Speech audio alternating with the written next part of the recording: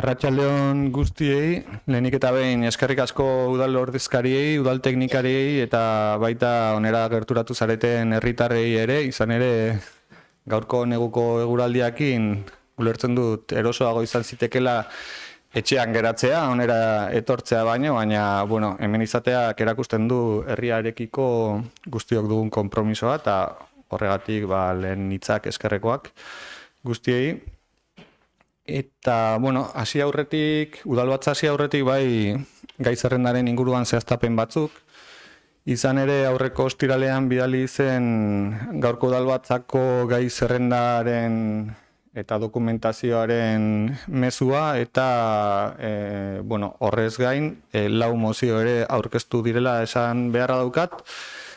Eta 4 mozio horiek gaurko aztergaien gai zerrendan sartzeko proposamena egitea adostu genuen, atzo burutu genuen bozeramaile batzordean.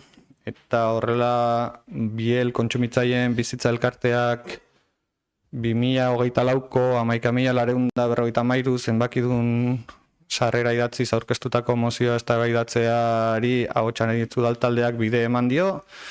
Biel kontsumitzaileak berak 2024ko 11.954 zenbakidun sarrera idatziz aurkeztutako mozioa eztabaidatzeari ere ahotsan editzu udaltaldeak bide eman dio. Eta PSE udaltaldeak 2 mozio ere aurkeztu ditu, 2025ko 1.111 sarrera idatzia duena eta 1.113 sarrera idatzia duena ere. Beraz, ongi baderitzozue, gai zerrendan sartzea proposatuko dut 4 mozio hauek, sarrera idatziaren urrenkera horretan, 14., 15., 16. eta 17. puntu bezala. Eta gai zerrendaren aldaketa hau bestetan bezala hemen bozkatu behar dugu. Beraz, gai zerrendan 4 puntu hauek sartzearen aldeko bozkak.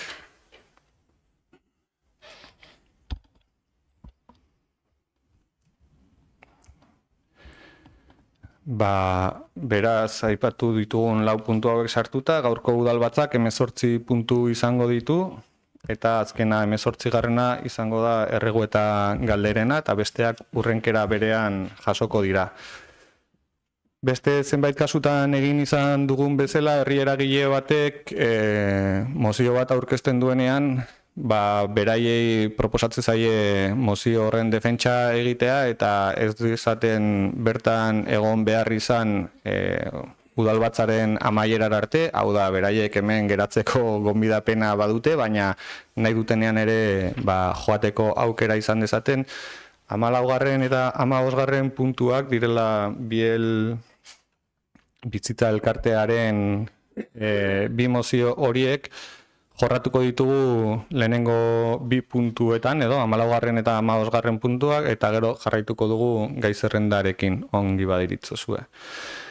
Horrela adostu genuen bozeramaile batzordean atzo, eta hemen badaudenez herri eragile honetako ordezkariak, ongi badiritzozue, zuei emango dizuegu hitza, hau udalbatzaren formazko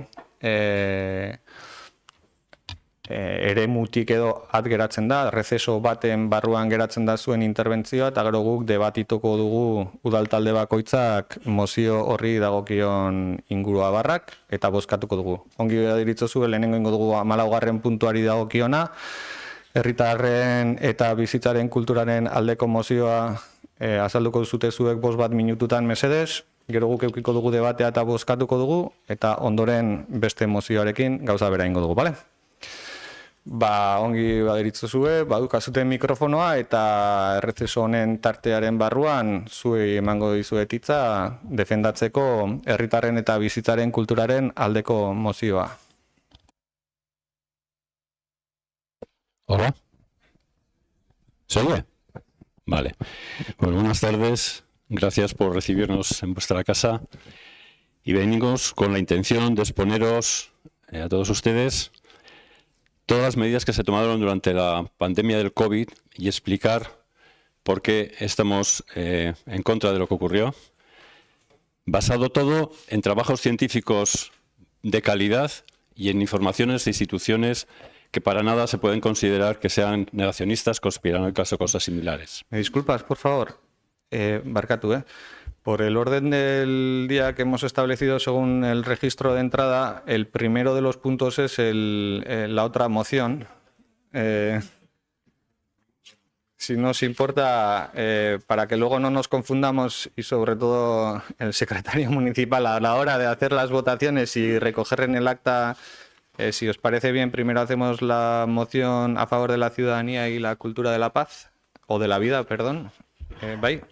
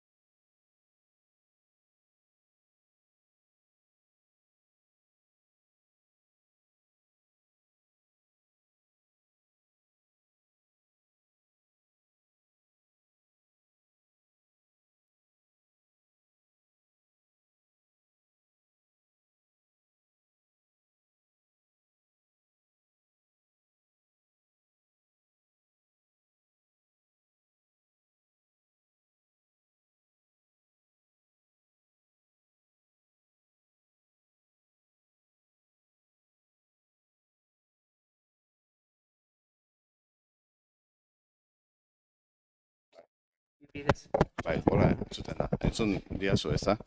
Bueno, bigarren, el segundo punto a tener en cuenta es el plebiscito que se hizo en 1986 sobre la entrada de la OTAN. Se hizo a nivel nacional y el resultado en Euskadi fue contundente. En Euskadi no, en Euskal Herria. Fue un 68% en contra en Euskadi de la integración en la OTAN y en Navarra un 57%. Bueno, volviendo a los datos actuales.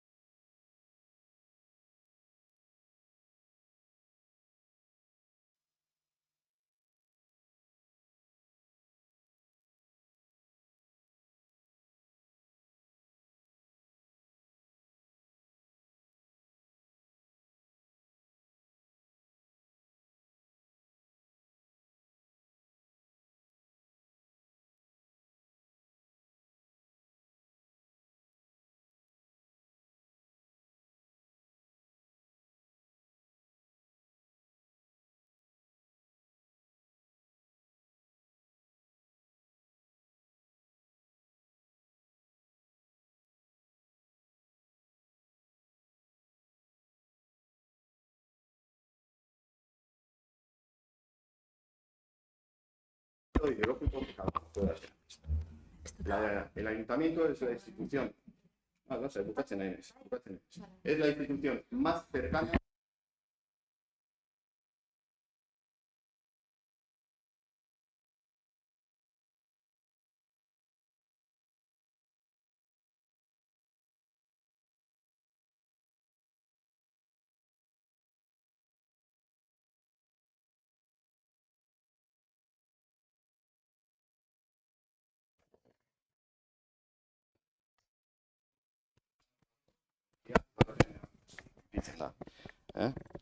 Zuen eskutan, hain zuzen ere.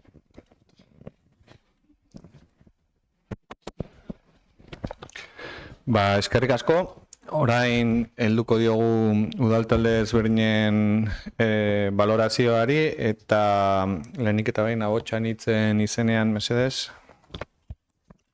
Bai, arratsalde on guztioi, mila esker etortzeagatik. Bada denbora bat, ahotsan hitzetik, esaten dugula gorrotoaren aurrean maitasunarekin erantzun behar dugula, eta zatiketaren aurrean zubiak eraiki behar direla, eta zuen mozioak bizitza erdigunean jartzen du, eta beraz horren alde egiten dugu ere bai. Eskerrik asko.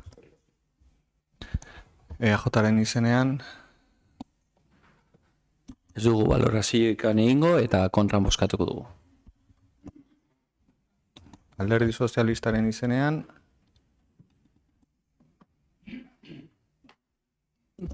Nik ez nukan hitz egiteko gauza hondirik, baina bueno, nada dala.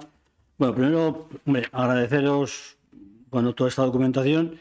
Yo podré estar de acuerdo por un porcentaje altísimo de todo esto, pero tengo que decir una cosa. Yo no me siento incapaz, primero, sin tener un debate previo de esta cuestión, votar una cosa a favor. Y os lo voy a explicar. Yo estoy de acuerdo en que es decir, la parte final, solicitamos que esta declaración institucional se envíe a los representantes, de acuerdo, bueno, existe una fórmula que es la iniciativa popular. Yo creo que esto es una iniciativa popular con todo el mérito del mundo, en el cual, si hace falta, se firma.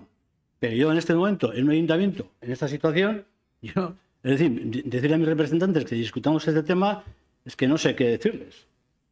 O sea, le puedo decir, pero me parece a mí que en un ayuntamiento como este, en mi caso, sin un debate previo, que de todos los parámetros que tú habéis nombrado, hay parámetros muy diferentes y opiniones diferentes sobre el tema del pacto de Varsovia, vamos a hablar de la Primera Guerra Mundial, de la Segunda, todos los tratados. Pero me siento incapaz de alguna forma para decir toda esta cuestión. Entonces, yo lo siento, pero no puedo aceptar esto. En todo caso, simplemente os conmigo a que hagáis una iniciativa popular y que de alguna forma se presente en el Parlamento. Esta parte final, pero que lo hagáis directamente desde la organización. Eskerrik asko.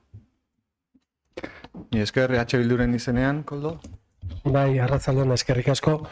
Maila pertsonalean aipatzen duen puntu batzuekin ados egon gaitezke du ez. Baina guk azkenean beste udaletan gure alderdia mantendu duen postura berdina mantenduko dugu eta kontrako bozka emango dugu, beste barik. Eskerrik asko, beraz alderdien balorazioak eginda, bozketara pasako gara. Ratu.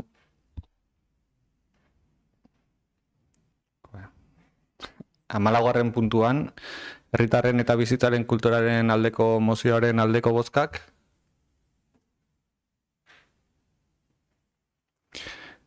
Aurkako bozkak. Eta abstentzioak uste dut ez daudela, ez da. Eskerrik asko. 15. puntura pasako gara. COVID-19aren kudeaketaren ebaluazio publikoaren aldeko mozioari dagokionean, zuena da hitza ere. Eskerrik asko. Bueno, como decía antes, venía a exponerles a ustedes un poco todas las actividades que ocurrieron, todas las medidas que se tomaron durante el COVID y por qué creemos que fueron erróneas y que además no solo fueron erróneas, sino que fueron contraproducentes para el proceso de la propia pandemia y para la salud de todos nosotros. Todo lo que voy a exponer está basado en artículos científicos de calidad y en instituciones de poco, como decía antes, de poco sesgo de ser negacionistas, conspiranoicas o como pueden ser la OMS o el Centro de Control de Enfermedades Europeo. De todo lo que voy a hablar no van a encontrar nada, lo que van a ver esta tarde, en medios de comunicación porque jamás nos han dejado participar en ellos, ni nos han dejado ni nos dejan, y no será porque no lo hemos intentado. Hemos ido a múltiples medios de comunicación a pedir la posibilidad de hablar de estos temas, de debatir, y jamás nos han dado la opción. Por eso tiene mucho más mérito y les agradecemos mucho más todavía el que nos permitan estar aquí. Y la conclusión final será solicitarles que organicen un debate porque creemos que es muy importante, viendo lo que está ocurriendo, sobre todo, no ya con lo que pasó entonces, sino lo que está ocurriendo en este momento con las mal llamadas vacunas del COVID, lo que está ocurriendo como efectos secundarios y contraproducentes, incluso muertes. Bueno, con respecto al confinamiento, decirles que jamás en la historia de la sanidad se había hecho un confinamiento de toda la población, incluida la gente sana, joven. Esto no se había hecho jamás. Y está demostrado que fue total y absolutamente contraproducente, que tuvo efectos nocivos para la salud de la población y que además el Tribunal Constitucional Español lo declaró por 2 veces inconstitucional. Si había pocas dudas de que no era bueno, y además tuvo efectos secundarios importantes, no solo en la salud, sino también a nivel económico. A nivel económico ocurrió 3/4 de lo mismo, fue nefasto. Se cerraron empresas que no tenían que haberse cerrado y afectó a toda nuestra economía de una forma importante. Residencias de ancianos. Creo que lo más fácil es decir que no tiene nombre lo que se hizo en las residencias de ancianos. Y les animo a que lean el informe de Médicos Sin Fronteras sobre su trabajo en las residencias de ancianos. Se van a quedar espeluznados de lo que ocurrió en las residencias de ancianos, y las declaraciones de Cinta Pascual, que era la representante de la patronal de las residencias de ancianos en aquel momento. Se van a dar cuenta que fue horroroso lo que vivieron los ancianos en sus residencias. Distanciamiento social, pues qué les voy a decir. Aquel 1,5 metros no tiene ningún aval, ninguna evidencia científica que justificase que nos hiciesen esa tontería de estar a 1,5 metros, porque no servía absolutamente para nada. Hay, como les he dicho, evidencia científica que demuestra todo esto. Las mascarillas. Si de algo he estudiado sobre todo esto, es de las mascarillas. Las mascarillas, no hay ningún solo trabajo científico de calidad que demuestre la utilidad de las mascarillas para evitar la transmisión de la enfermedad del COVID-19. Ni uno. No lo dice Juanjo Martínez, soy yo. Lo dijo la OMS, lo dijo el Centro de Control de Enfermedades, lo dijo el Centro para la Medicina Basada en la Evidencia de la Universidad de Oxford, lo han dicho muchas instituciones y hay muchos trabajos publicados. No sirven para eso. Es más, la OMS y el Centro de Control de Enfermedades Europeos publicaron ya en el 20, la OMS, y en febrero del 21 y del 22, el Centro de Control de Enfermedades Europeo, publicaron trabajos que demostraban que esto no servía. Y no solo eso, sino que además dijeron que tenía efectos secundarios, lo que nunca se ha hablado en los medios, ni los políticos, ni los responsables sanitarios. En el baño. El cierre de la atención primaria. Bueno, el cierre de la atención primaria, no sé si saben, pero en una epidemia, en una pandemia como la que tuvimos, la atención primaria es el 50% donde se resuelven los casos de enfermos y se atiende a los pacientes. Bueno, aquí se cerró a cal y canto toda la atención primaria. Con lo cual, ¿qué ocurrió? Pues que la gente, ¿dónde tenía que ir? A los hospitales, a urgencias de los hospitales. ¿Me pueden decir ustedes, qué diferencia hay entre un médico de un ambulatorio y un médico de un hospital en urgencias que está atendiendo pacientes? Soy médico y les puedo asegurar que ninguna.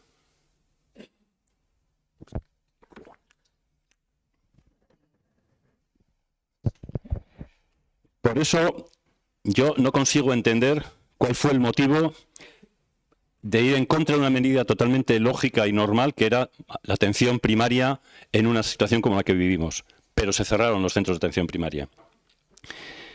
Toda esta epidemia se basó en un diagnóstico de PCR. Bueno, pues las PCRs, para empezar, les puedo decir que no se diseñaron para el diagnóstico de enfermedades. Se diseñaron para investigación. Sin embargo, se utilizó para diagnóstico. Y se ha utilizado para diagnóstico, además, cuando se sabe y está publicado desde septiembre del 20 que el sistema de realización de las PCRs que hicieron Drosten y Corman tenía por lo menos 10 errores importantes en su desarrollo. 10 errores que hacían que las PCRs no sirvieran para nada, pero se utilizaron. Y no solo se utilizaron, sino que se utilizaron a unos ciclos muy altos, hasta 40 o 45 ciclos, en Euskadi 40. Por encima de 30, el 70% son falsos positivos. Y por encima de 35, el 97% son falsos negativos. ¿Qué ocurrió? Que entonces surgió el enfermo asintomático. Enfermo asintomático que como médico no lo había oído en mi vida. Y afortunadamente el director del Instituto Carlos III, que fue el instituto que hizo todo el seguimiento y todas las medidas del COVID, en enero del 22 dijo que eso era un oxímoron. Un oxímoron es dos conceptos contrapuestos. Es decir, enfermo significa tener síntomas y asintomático no tenerlos, con lo cual no puedes decir enfermo asintomático. Pues nos vendieron que había más de un 70% de enfermos asintomáticos. Como os decía, instituciones como la OMS, en diciembre del 20 y lo ratificó en enero del 22, decían de las PCRs, ayudan a establecer el diagnóstico. Por consiguiente, los profesionales de la salud deben interpretar sus resultados teniendo en cuenta al menos otros 7 parámetros. Aquí no se hizo eso nunca. Te hacían una PCR, dabas positivo, estás enfermo. Ya está. Y no era cierto. Los falsos enfermos asintomáticos. La vacuna COVID, pues lo primero que les voy a decir, y voy a ser muy contundente, no eran ni eficaces, ni seguras, ni inmunizaban, ni servían para evitar la transmisión de la enfermedad. Nos vendieron, la propaganda de Osakidetza era, te tienes que vacunar por solidaridad a los niños con los abuelitos, etcétera, etcétera. Bueno, pues está reconocido por el segundo de a bordo de Pfizer en el Parlamento Europeo en octubre del 22, de que jamás estudiaron la vacuna para evitar la transmisión. Jamás. Fue una mentira tras otra. Los estudios de las vacunas del COVID están basados, la mayoría, en errores de información, en errores metodológicos a la hora de hacer los estudios. Eso está demostrado y publicado en revistas científicas de calidad como el British Medical Journal, por ejemplo. Además, en más de 20 años no se había conseguido comercializar un producto de ARN mensajero. En 8 meses nos sacaron uno que era eficaz, seguro y cojonudo, con perdón. Pues no, no es cierto. En 20 años no se había conseguido comercializar ninguno, ni siquiera para el cáncer, cuyas exigencias son menores, porque tenían unos efectos secundarios tan importantes que no dejaron comercializarlos. Pero el COVID, deben de saber que el 10 de julio del 20, el Parlamento Europeo modificó el ARN mensajero, los productos génicos, como es el ARN mensajero, estaban prohibidos utilizarlos en las personas humanas. Sin embargo, el Parlamento Europeo modificó en julio del 20, como os decía, la normativa exclusivamente para el COVID para que se pudiesen comercializar las vacunas del ARN mensajero.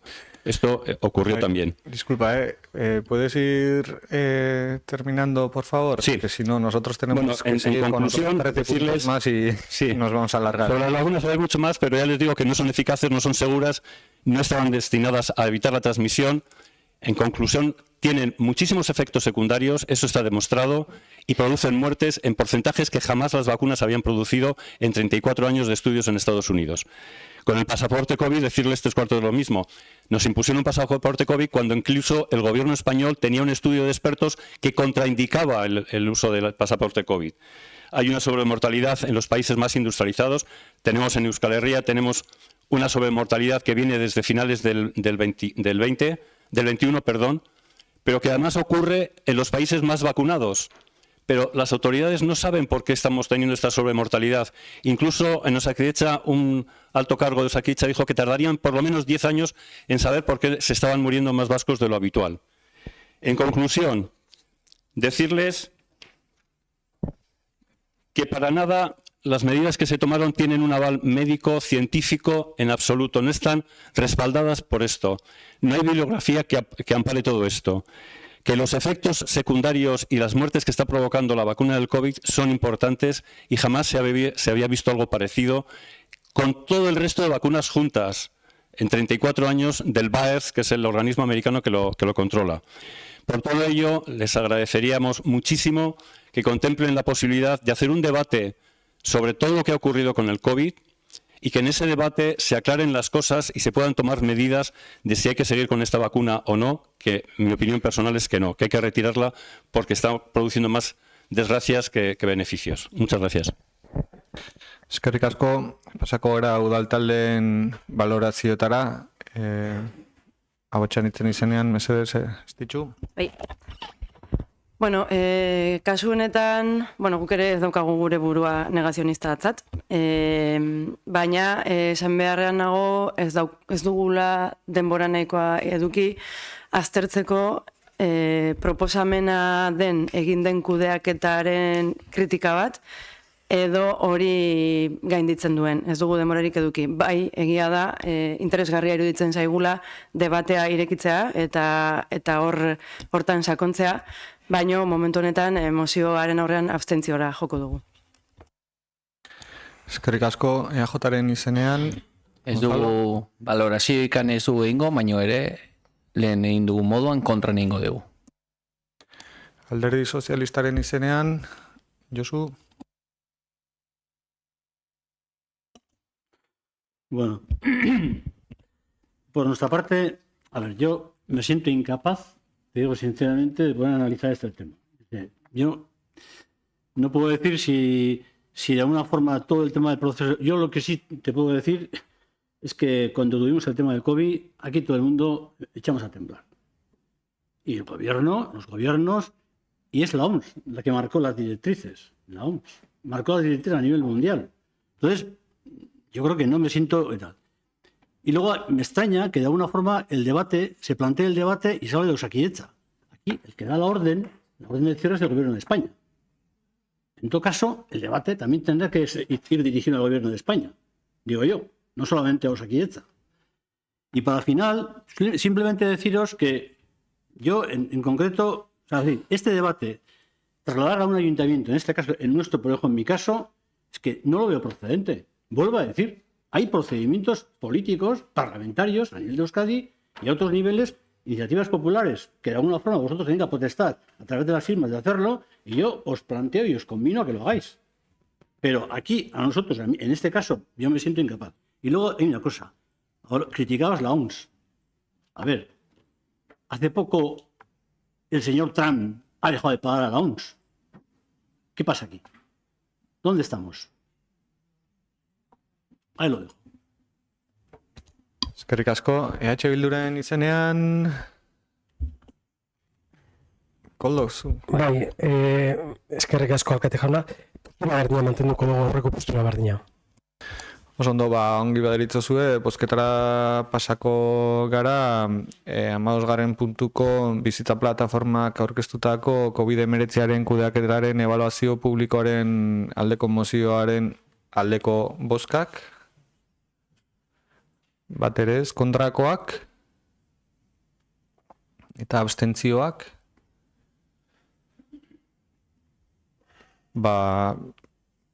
Bizita plataformak aurkeztutako bi mozioak ez dira aurrera atera, eskerrik asko zuen parte hartzeagatik, eta ikusiko dugu, hemen beste nozbait. Gu ongi baderitzozu jarraituko dugu eta helduko diogu aztergaien lehenengo puntuari, eta lehenengo puntu honetan bilkuretako akten onarpenari dagokiona da, eta bi akta prest daude, 2024ko urriaren 24koa eta 2024ko azaroaren 28ko aktak dira. Ez dakit ekarpenik edo egiterik nahi den, bozkatuko ditugu beraz, aldeko bozkak, hau batez.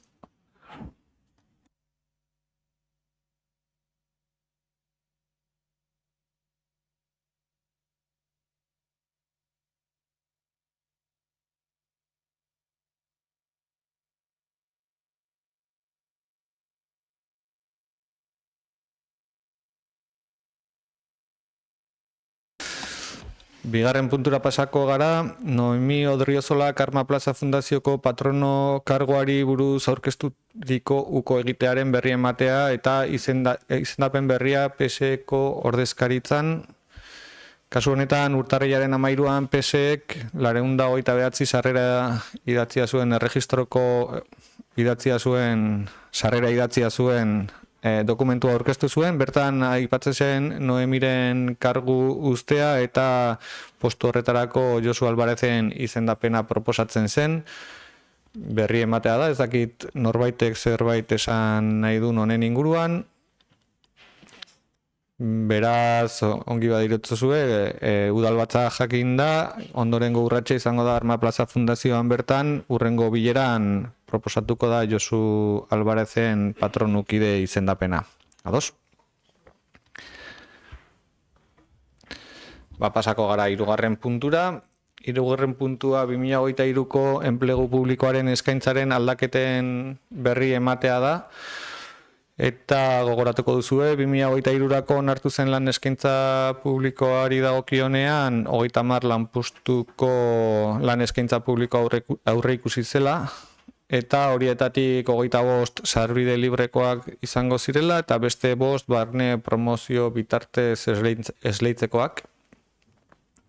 Lanpostu hauen sarbiderako hainbat zuzenketa tekniko jaso behar izan direla ikusirik, adibidez hizkuntza inklusiboago bat erabiltzea lanpostuaren zerrendan sarbidari dagokionez, titulazioak ere eguneratu egin dira eta horlako aldaketa tekniko batzuk sartu dira lan eskaintza publiko horretan, eta beste aldaketa bat ere jaso da non aurrikusita zeuden lanpostu, 30 lanpostu horietatik 4 ezgaitasuna duten pertsonei bideratutakoak izatea, eta mantenduko dire 4 izaten, baina aurrikusita zegoen postu bat beharrean beste postu batek izango du ezgaitasunaren baldintza hori sarbiderako.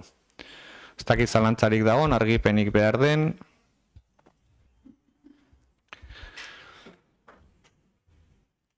Berri eman da, eta 23koa atzean utzi, eta 24ko ere enplegu publikoaren eskaintzaren onarpena egin da urte amaieran, abenduak 16ko tokiko gobernu batzordeko bileran onartu zen 2024ko lan eskaintza publikoa, eta bertan ekitaldian zehar sortu diren lanpostua berriak, udalean sortu diren lanpostu berriak, eta erretiroa hartu duten langileen lanpostuak oposaketa bidez ateratzeko proposamena eginda, eta zehaztegatik pixka bat administrazio elektroniko gardentasun eta herritarden partaidetzarako ardunaren plaza jaso da, berdintasun teknikariarena ere, bi administrarirena, informatika teknikariarena, eta beste udaltzain baten plaza jaso dira txanda irekian kontratatzeko, eta barne sustapenaren bitartez kontratatzeko 8 administrari.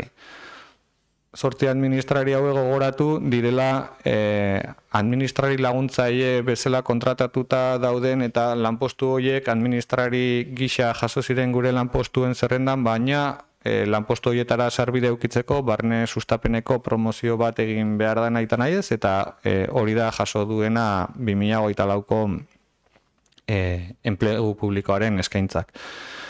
Esan argitzeko, deialdia publikatzen denetik 3 urteko epean bete egin behar direla prozesu hauek, eta horretarako lanean jarri beharra daukagula buru belarri gaurtik bertatik aurrera. Ez dakit zalantzarik baden, argipenik behar den.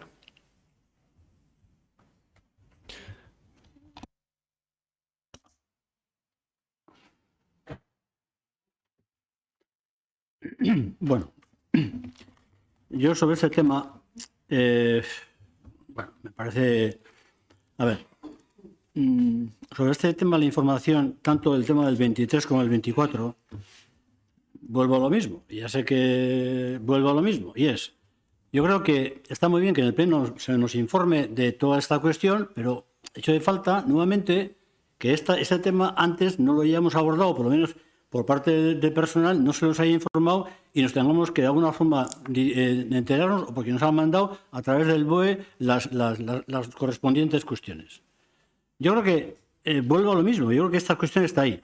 Y además hay un tema que, ya sé que de alguna forma igual alguien dirá lo contrario, pero aparte de que en el tema de personal yo creo que hay que tratarlos en la comisión, y yo siempre suelo decir que hay que tratarlos en el tema de la comisión y antes de traer al pleno hablarlo, hay un asunto que también quiero decir, y ya sé que me vas a poner mala cara seguramente, pero es la siguiente. Ayer yo asistí a una reunión de Arma Fundazioa en la cual, de alguna forma, se va a plantear el tema de la subrogación de 3 personas. Yo simplemente viendo, claro, yo no tenía voz ni voto, y simplemente estoicamente aguanté la reunión informativa, que me parece muy bien. Y bueno, está. Y hoy en el Pleno, de alguna forma, tengo que decir que no estaría de más.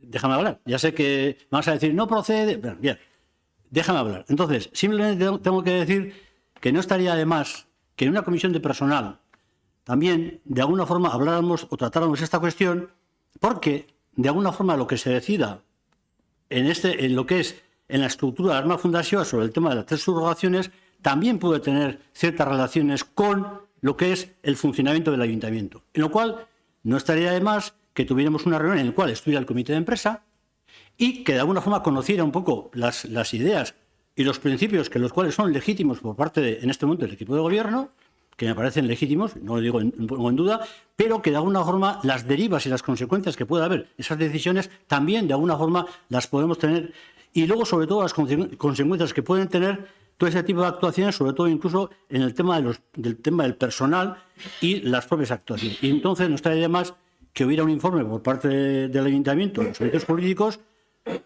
por lo menos que estén en conocimiento tanto del secretario como el tema del interventor, porque yo creo que a veces hay oportunidades y momentos en los cuales, pues las cosas como vienen, igual es una oportunidad para poder aclarar algunas cosas, sobre todo por las derivas que tiene. Y yo simplemente lo que hago es humildemente solicitar que este tema también lo hablemos en una comisión de personal. Eskerrik asko. No sé si te refieres, barkatu ez dakit ari zeren enplegu publikoaren eskaintzaren inguruan, edo zeri buruz ari zaren. Arma Plaza Fundazioko gaiak Arma Plaza Fundazioan hitz egiten dira, eta mikroa mesedez. Arma Plaza Fundazioan hitz egiten dira, eta lan eskaintza publikoari dagokionean, Josu, esatea enteratzen zarela boeren bitartez. Hain da memoria txikikoa, ari zera hitz egiten administrariren 5 plaza atera direna, 2023ko lan eskaintza publikoan azaltzen ziren 5 plaza, administrariren 5 plaza, hitz egin da udalbatza honetan, hitz egin da batzordean, hitz egin da komitearekin batera adostu dire lanpostu horietarako oinarriak. Benetan, Josu, hitz egiten ez dela esatea edo memoria gutxikoa da, edo intentzio txarrekoa da. Zeren, gaur aipatu dudana da, 2023ko lan eskaintza publikoaren aldaketan berri ematea, baina berri emate ura aurreko urtean emantzen udalbatza honetan, hitz egin izan da batzordean, badakizute, dago planifikazio bat 3 urtetan zein lanpostu deialdi atera nahi diren oposaketa bitartez, ez jakinarena egitea, ez dakit ze zentzu daukan. Hemen aipatzen diren lanpostuak, gaur aipatu ditut baitare beste hainbat lanpostu aterako direla 2024ari dagokionak, direla 4 teknikari eta 8 administrari, barkatu esatea, ateratzen direnean deialdi publiko horiek eta OPEA deitzen denean ja azterketak egiteko txalotuta postu beharrean aipatzen da ez dakizula ezer, bueno, mesedez, Josu, eske benetan, edo memoria txikia da, edo intentzioa da txarra dena, bietako bat, eta biak ezin dute izan. Orduan, zu jakingo duzu, hemen berri eman da, batzordean berri eman da, komitearekin landu dira oinarriak, komiteak ontzat eman ditu oinarri guzti horiek, atera dira administrarienak, baina 2025 urtean aterako dire hainbat lanposturen deialdiak ja bolitzinean ari gara lantzen udaltzaingokoak orain, eta daukagu zerrenda eder bat 2025ean behingoz hasiko gera oposaketak egiten udaletxe honetan. behingoz. Eta zuri irudituko zaizu agian notizi txarra. Baina udal langilegoaren estrukturarentzat ezinbesteko lanketa da. Eta gutxienez, aktak behiratu, udal batza jarraitu, batzordetakoak irakurri, eskertuko nuke behintzat jarraipen bat egitea eta horrela jarraituko dugu lanean, uste dugulako udal honen estrukturan ezinbestekoa daukagula langileen egonkortze prozesu sakon bat ematea, udalaren funtzionamendua bera egoki izateko. Zer nahi duzu hitza berriro? Gai honi buruz? Bai, venga. Ez, nik bakarrikan argitu nahi dut langileen estruktura aurre eramatea eta udaletxe honetan organizazio askoz hobetze, si se pueden modificar o aumentar, para mí no es mala noticia, ¿eh? No. Eso es lo que tú dices, porque siempre, de alguna forma, pones palabras que no os he dicho yo. Siempre utilizas la segunda parte para de alguna forma maldecir o malponer a la persona que interviene. Eso yo no lo he dicho. ¿Lo has dicho tú? Simplemente. Aditzera eman dena esatearekin etzenekiela eta boetik enteratzen zela gauzetaz, hombre, barkatu esatea Josu, berriro errepikatuko dut, boe irakurtzera dedikatzen baldin bazera eta udaletxe barrutikan bidaltzen diren mailak eta bidaltzen den dokumentazioa irakurtzeko gai ez baldin bazera, arazoa errepikatuko dut zurea da. Zeren informazio hori bidali da udal langile guztiei eta udal ordezkari guztiei emailez eta ikusi ahal izan duzute. Baina, eske, ja eramaki dugu urte bat horrekin lanean, eta jaso duzuten gaiak dira. Hemen, esplikatu diren gaiak dira. Batzordetan jorratu diren gaiak dira. Komitearekin landu diren gaiak dira. Ez dira berriak, Josu. Eta zu jarri duzuna zalantzan da, etzenekiela.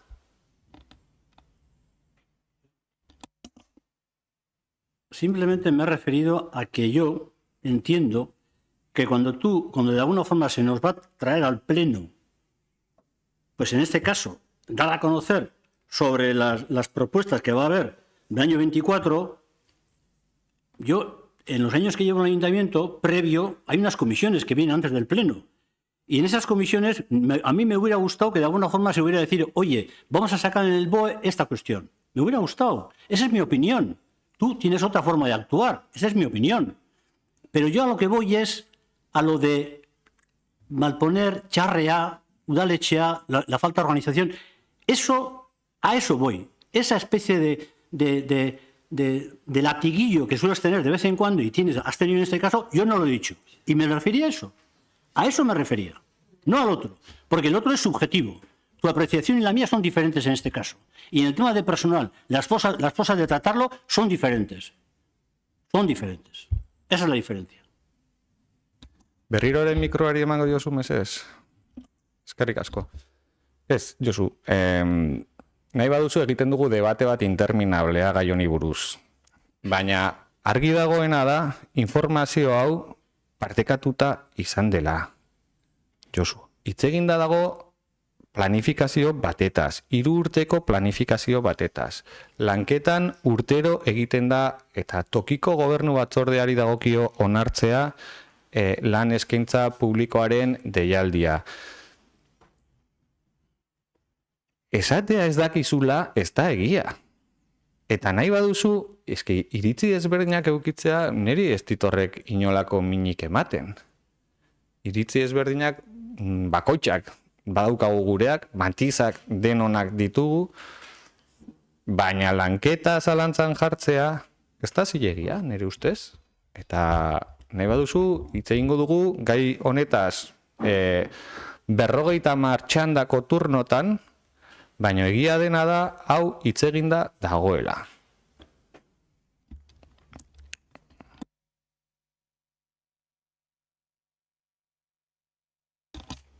Bosgarren puntura pasako gara ongi baderitzozue. Hondarribiko udaleko lanpostuen balorazioaren berri ematea. Lanpostuen balorazio objektiboa edozein antolakuntzak, kasu honetan administrazio publikoak, baina balio du baita ere enpresa pribatutarako ere, beraien giza baliabideen kudeaketarako ezinbestekoa duten tresnak dira.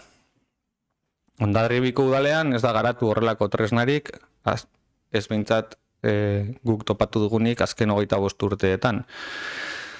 Baina erraminta honek behintzat lanpostu bakoitzaren ezaugarriak eta funtzioak zehaztea ahalbidetzen du, eta baita gainerako inguruabar guztiak kontutan izan da, hau da lanpostua betetzeko eskakizunak, formakuntza aldetik eta bar, hizkuntza eskabideen aldetik, beraien ordutegiaren arabera, arduren arabera edo disponibilitatearen arabera, ordainsariak zehaztea ere ikuspuntu orokor eta homogeneo batetik jasotzen du.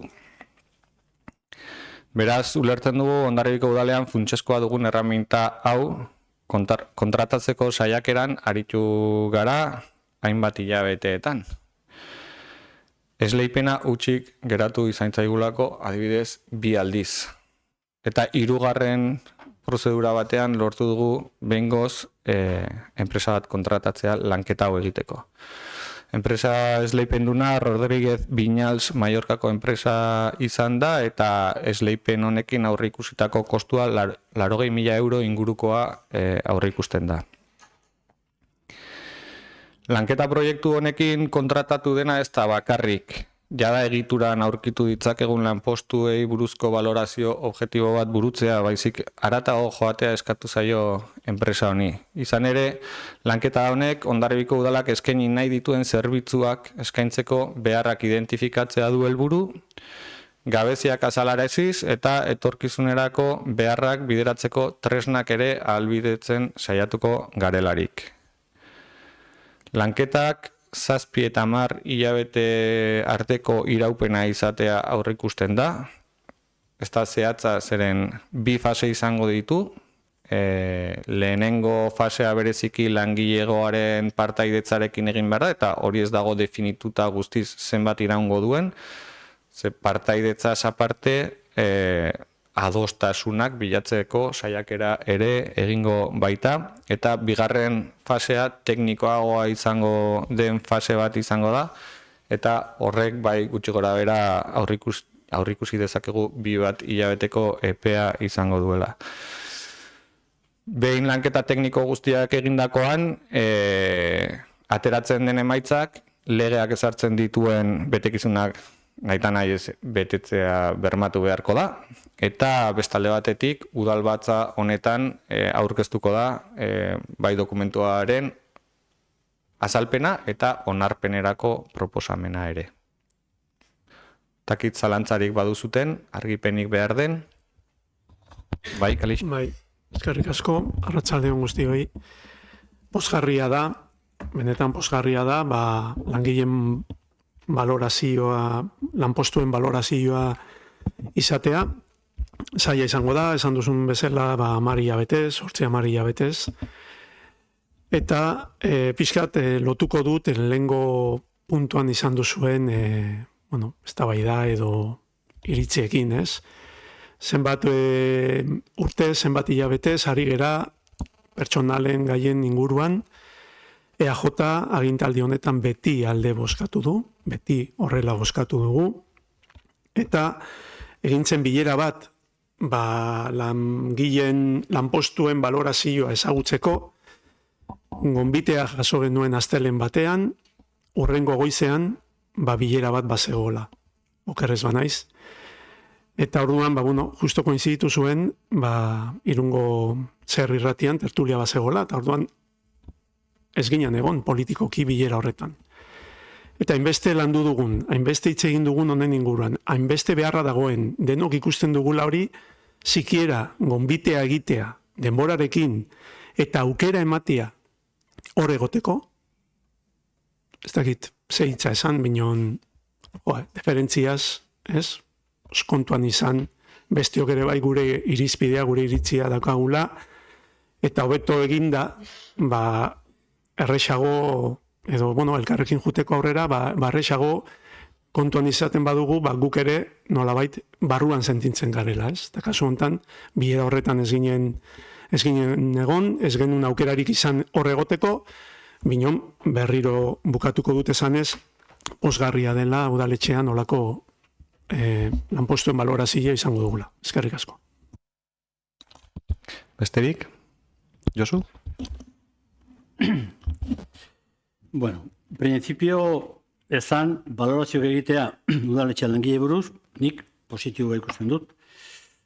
Pero bueno, tengo que decir que viene tarde, que llega tarde, porque era una de las promesas estrellas de Abotsanit cuando entró en el ayuntamiento, que iba a hacer la valoración de puestos de trabajo de arriba abajo. Ha habido una serie de circunstancias, es verdad, y estamos ya cerca del segundo año y ahora parece ser que ya ha quedado desierto y se ha tenido desierto las convocatorias que hubo para el tema de esto, ¿no?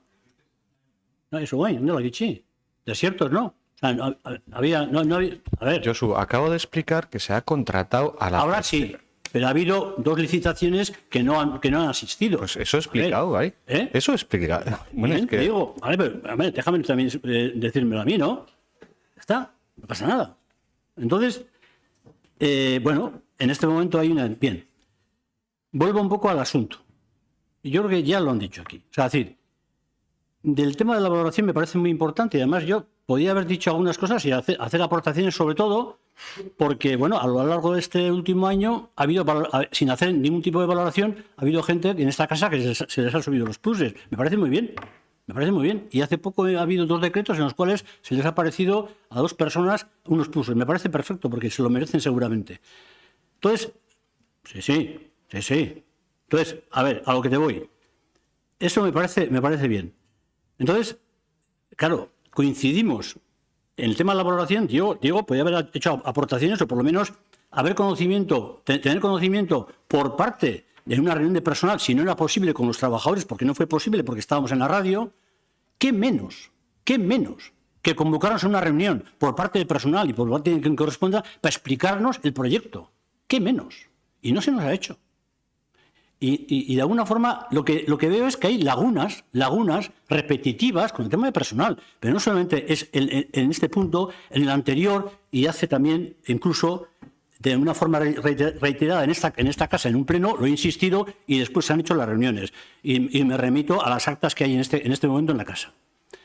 Por lo tanto, y digo, porque de alguna forma nos podemos encontrar con que el tema de personal, esta valoración tarde 10, 8, 9, 10 meses, y de alguna forma, pues yo lo que planteo es que por lo menos haya elementos retroactivos, o desde los 4 años que se les suele reconocer a la gente, que de alguna forma se les reconoce las categorías o los pluses, o desde la fecha del inicio, o bien desde la primera licitación, o desde la puesta en funcionamiento. Simplemente lo planteo así. O en todo caso, cuando se hacen las valoraciones, se va por puestos de alguna forma que en este momento se pueden entender que que tienen más necesidades de valoración que otras. Es decir, que se puede hacer en cascada, no globalmente. Hay fórmulas, en lo cual yo creo que en esta casa hay fórmulas que se pueden establecer en cascada en cuanto a los puestos. Y todas esas cuestiones yo los tenía por lo menos preparados o planteados para el tema de la reunión, que no fue posible. Y lo planteo aquí. Ya está, simplemente. Beste valoraziorik. Jasota, eskerrik asko. Pasako gara 6. puntura. Gipuzkoako Foru Aldundiaren eta Hondarribiko Udalaren arteko hitzarmenaren luzapen gehigarria sinatzeko proposamena etxez-etxeko laguntza zerbitzua finantzatzeko. Josuri emango diot hitza. Kaixo, arratsaldeon guztioi. Bueno, dakizue oso ondo etxez-etxeko laguntza zerbitzua udal gizarte zerbitzuen eskumen bat dela, eta azken urteotan Diputazioko Foru Aldundiak ikusita etxez-etxeko laguntza zerbitzua udalei suposatzen dien kostua, ez?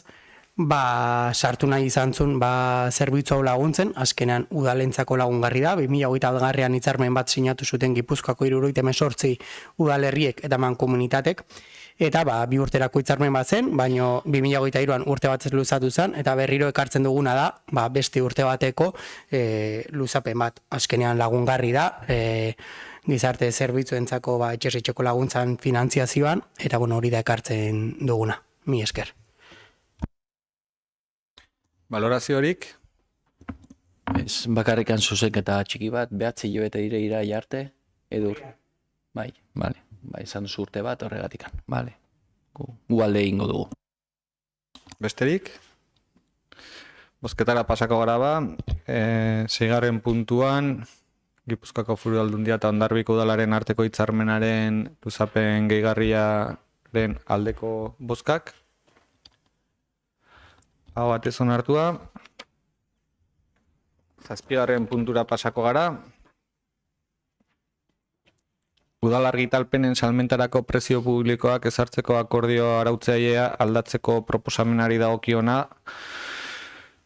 Kasu honetan, udalak publikazio berri bat egin du, liburua Aitor Putxek idatzitakoa da, eta beraren izena Ekonomia, Gizartea eta Politika Hondarribian Borboien berrezarkuntzaren garaian, 1876, 1923, eta honelako argitalpenak salmentan jartzeko prezio publiko bitartez arautu behar dira, eta horretarako prezio publikoak ezarri eta antolatzeko akordioa aldatzeko proposamena ekartzen dugu gaur mahai gainera.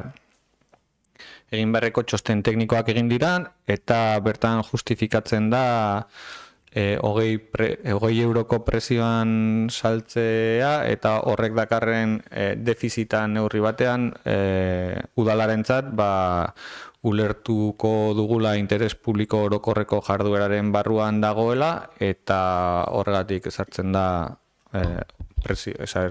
aipatutako prezio hori. Ez dakit zalantzarik edo argipen gehiagorik behar den.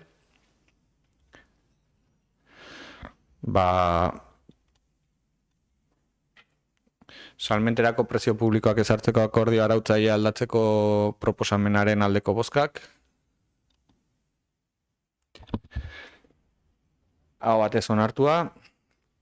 8. puntura pasako gara. Hondarribiko plangintza aholku batzordearen erreglamendu aldatzeari hasierarako onespena emateko proposamena. Estitxuri emango diotitza. Bai, eskerrik asko Igor. Bueno, Hondarribiko udal plangintzako aholku batzordea, pixka sarreratxo bat egiteko zer da hori, azken finean gizarteak hirigintzako planeamendu estrategikoan parte hartezan tresna bat da. Eta hirigintza ondarearen babesa, udalerriaren garapen arrazionala eta iraunkorra bultzatzeko ere balio du. Kide anitzeko organoa da eta aholku emailea da. Beraz, honek esan nahi du batzorde horrek ematen dituen aholkuak ez direla lotesleak, baino planeamenduan beste eritzi horren kontrako edo ezberdina jasotzen baldin bada, ondo justifikatu behar da, zergatik ez den eritzi hori jaso. Beraz, dokumentu honek edo aholku batzorde honek paper garrantzitsua dauka orain izapidetzen prozesuan dagoen apoan, baino baita ere ez apoan bakarrik, baizik eta beste planeamendu dokumentu batzuetan ere. Zergatik dakargu gaur, 2008an onartu zelako gaur egun indarrean dagoen erregelamendua eta 2008tik hainbat lege bertan bera gelditu dira, beste batzuk indarrean sartu dira eta araudi hori eguneratzeko beharra dago. Beraz, erregelamendu honek jasotzen dituen, edo gaur proposatzen dugun erregelamendu berri honek jasotzen dituen aldaketak 3 arlotan multzokatzen dira. Lehenengoa, nioen bezala, indargabetutako araudiari buruzko erreferentzia horiek ezabatu behar dira.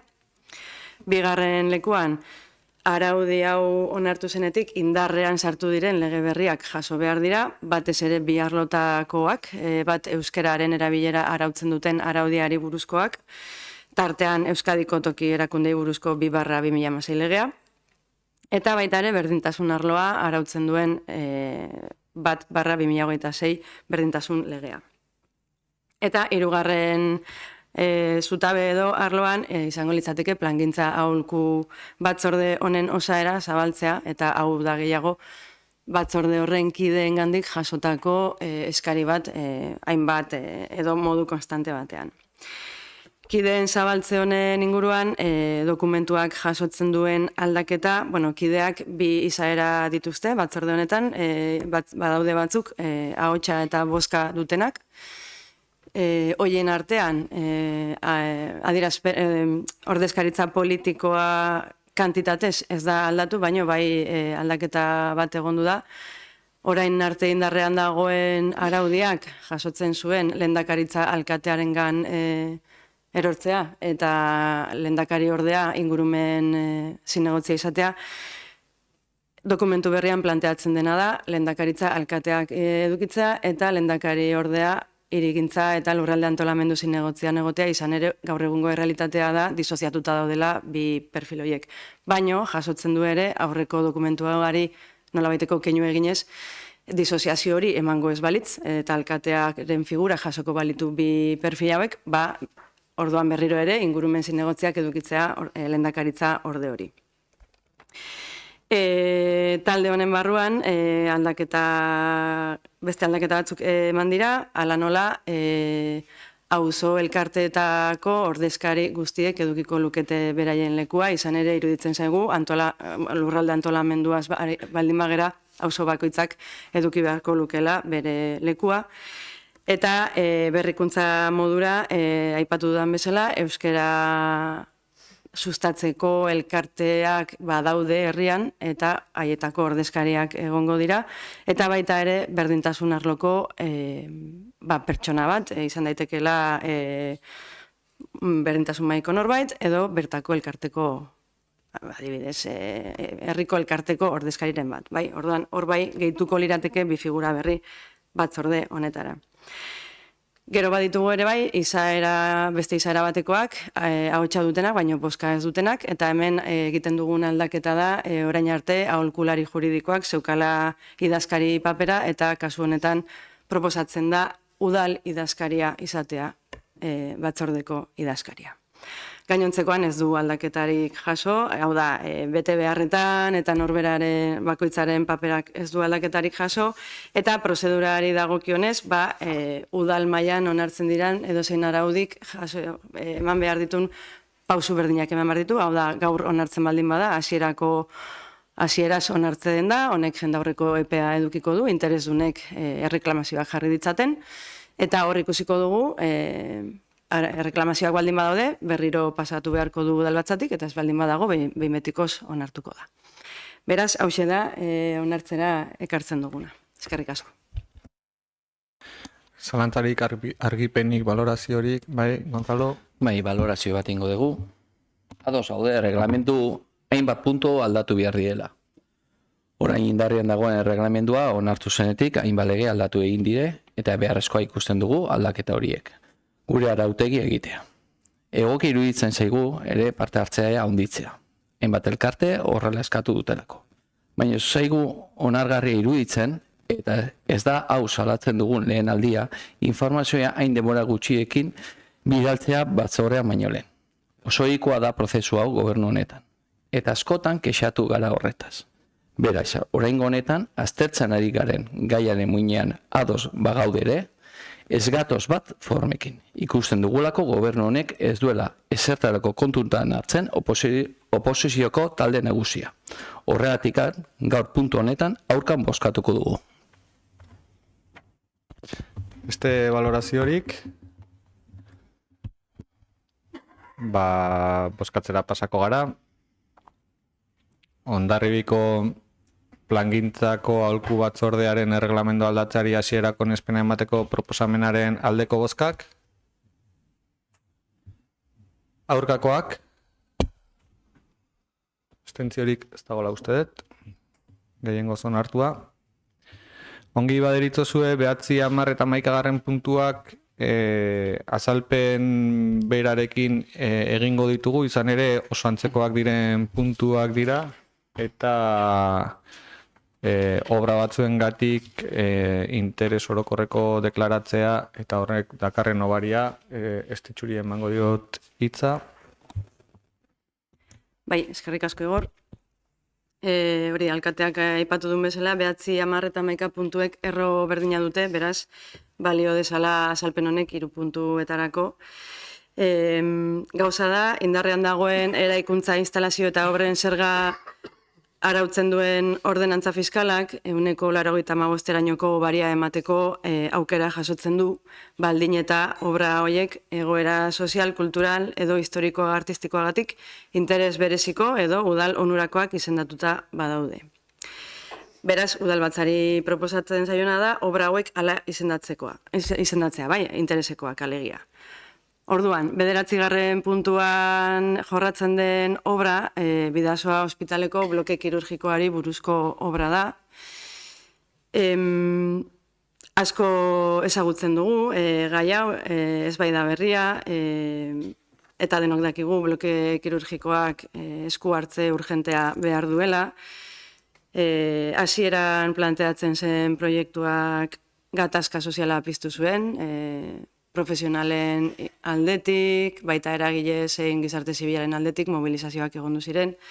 Eta, nolabait, antza denez, balio izan dute, izan ere orain mahai gainean, proiektu berri bat dago, nolabait eskari horien, neurri handi batean eskari horiek jasotzen direna, eta egia esan proiektu potentea aurkeztu dute, 8 milioitik gorako inbertsioa egingo dute, 2. solairua osorik berrituko da, aire sistema ere berrituko da, eta 4 kirofano zeuden lekuan orain 6 egongo dira, gehi beste anexo berri asko. Beraz, hori guztia kontutan edukita, iruditzen zaigu benetan bai dela interesekoa obra hau eta hala izendatzea. Espero dugu, jaso dezaten 195ko obari hori. Jarraian aprobetxatuko dut eta 10. puntuko obra azalduko dut. Kasu hontan, Talaia ikastetxeko satarka eraikinari dagokio. Denokola pixka bat ubikatzeko zertaz ari garen, albo batean dauka ume parke bat, bai, eta fatxada horreri eguzkiak gogor jotzen dio, batez ere lehenengo edo B solairuko gelei, eta aldiz euria egiten dunean hor kanpoko eremu hori ezin dute erabili ez dokatelako nola babestu. Beraz, bi egoera hauei nolabait aurre egiteko edo zuzentzeko estalki bat jarriko dute. Iruditzen zaigu ere, interesekoa dela obra hau eta horrela izendatzeko dakargu udalbatzara, eta azkenik 11. puntuan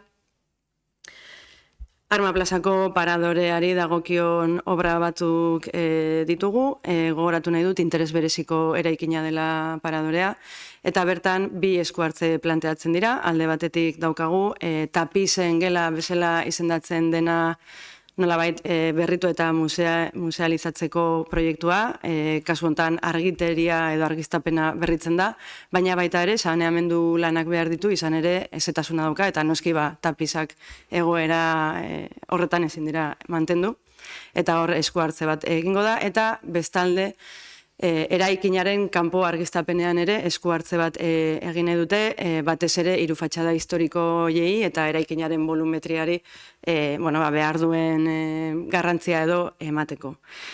Eta berdina, ezta, iruditzen zaigu interesekoak direla obra hauek eta hala izendatzeko dakargu udalbatzara. Eskerrik asko.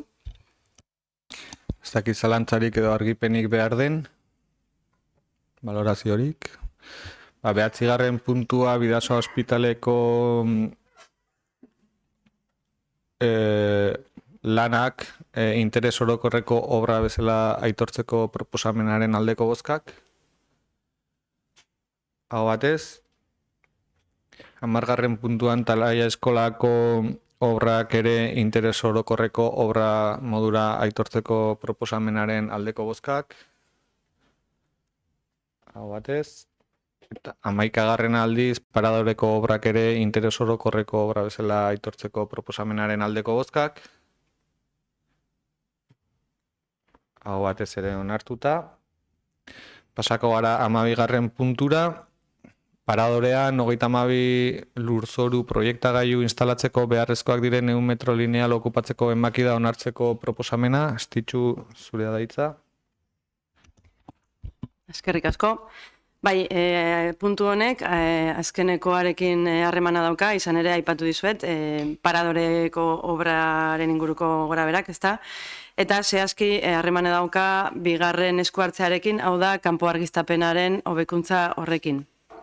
Argiztapen hori egiteko proiektore batzuk instalatu nahi dituzte bide publikoan, eta asmoa da lurrean enpotratuta joateko. Beraz, 100 metro lineal beharko lituzkete bide publikoan emakida bat, ezta? Beraz, ondareari buruzko 33/2003 legeak ahalbideratzen du bide publikoaren emakida zuzenean egitea, babes bereziko eraikina delako, eta lege berdinak, arrazoi berdinagatik, bide publikoa okupatzeagatik, alokairu kanonetatik salbuestea ere ahalbideratzen du. Beraz, planteatzen dena da, 100 metro lineal horiek okupatzeko administrazio emakida ematea, 75 urterako, edo bere helburua betetzeari uzten dion momentu hori arte. Eta, hau ere interesekoa iruditzen zaigunez, horregatik dakargu udalbatzara. Galderari zalantzarik, baloraziorik, paradorean 100 metro lineal okupatzeko emakida onartzeko proposamenaren aldeko bozkak, hau batez onartua. 13. puntua 2024ko 3608 zenbakitik 3773 zenbakira eta 2025ko bat zenbakitik 173 zenbakira bitarteko alkate dekretuen berri ematearen inguruan. Zalantzarik, argipenik? Bai? Zedez. Azalpen txiki bat egingo dut galdera egin baino lehen. Galdera da bi dekretuen inguruan, 76 eta 153. Aurrekari bezala, 2023ko abenduan ospatu genuen udal kudeaketa batzordea, pertsonalen gaien inguruan, bertan parte hartu genuen 4 alderdi politikoak, askotan bezala, eta hor eskari bat egin genizuen zuri Igor alkate bezala eta pertsonal saieko arduradun bezala. Kasu honetan, Euskaltegiko langileak bertan zeuden, eta zuk aipatzen zenuen nolabait bukatu behar zela akordioak iristeko modua lanpostuen balorazioan esperuan ginelako, eta nolabait marra bat jarri behar zela, ez?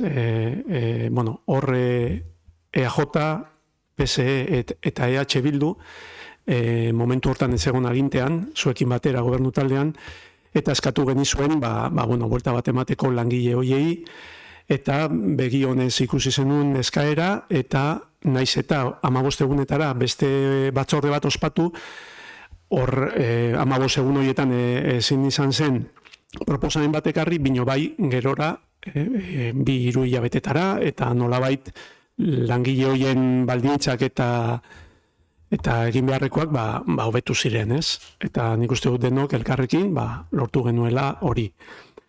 Gero, 2024ko irailaren 19an ospatu genuen beste batzorde bat, kudeaketa batzorde bat, eta hor azaldu zen sententzia baten bidez, ingurumen teknikariak lortu zuen nolabait udaletxeko estrukturan sartzea.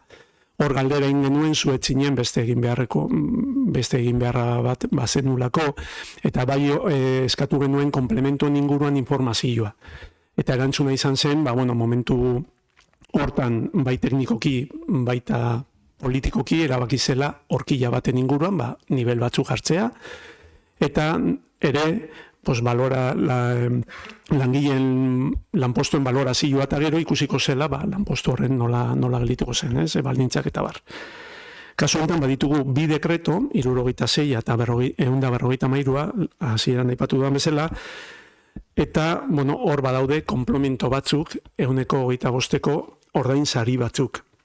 Zuk 5. puntuan aipatu duzu lanpostuen balorazio horretan ordain sariak eta jasoko direla, eta ikusten dugu orain arte nolabait marra bat egon dela, eta lanpostuen balorazioa egon arte etzegola aukera gehiagorik edo nolabait hori zela oinarria, eta kasu honetan ikusten dugu bi langile hauei berdin zaigu zeintzu diren, kasu honetan da beste komplemento bat lanpostuen arabera edo prestasun absolutuari lotuta daudela, eta nolabait nolatan batzutan bai eta bestetan ez. 5. puntuan aipatu duen bezala, gu beti orain arte alde egon gera.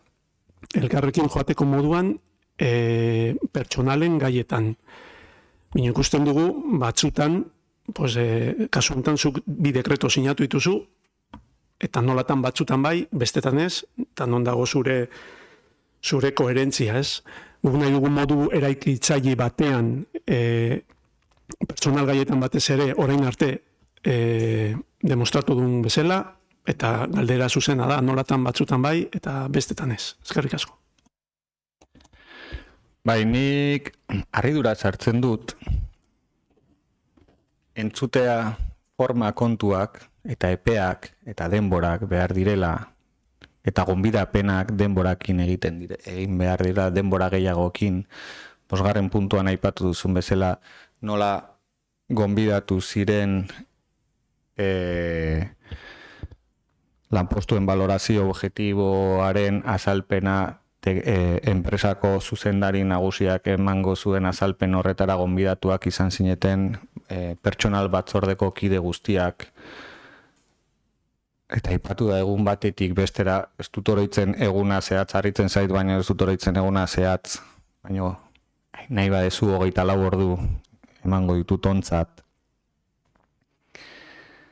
Eta gero aipatu da baita ere ordenantza baten informazioa denbora gutxikin bidali izanagatik, forma kontuengatik kontra bozkatzea legez ezarritako denborak errespetatuta eta deialdia adibidez udalbatza honetarako dokumentazio guztiarekin nik oroitzen ditut beste garai batean asteartetan bialtzen zirena ostegunean zenean udalbatza eta orain ostiralean bidali da deialdia bere dokumentazio guztiarekin eta aipatzen da forma kontuetan ezadostasun bat eta dekretuei buruz hitz egiten ari garenean eta bozeramaile batzordea egiten dugunean egun bat edo bi egunena udalbatza beti galdetzen dut ia egongo den erreguta galderarik edo inolako azalpenik beharko den. Ez dut uste bi dekretu hauek gaur goizean jakin dituzunik.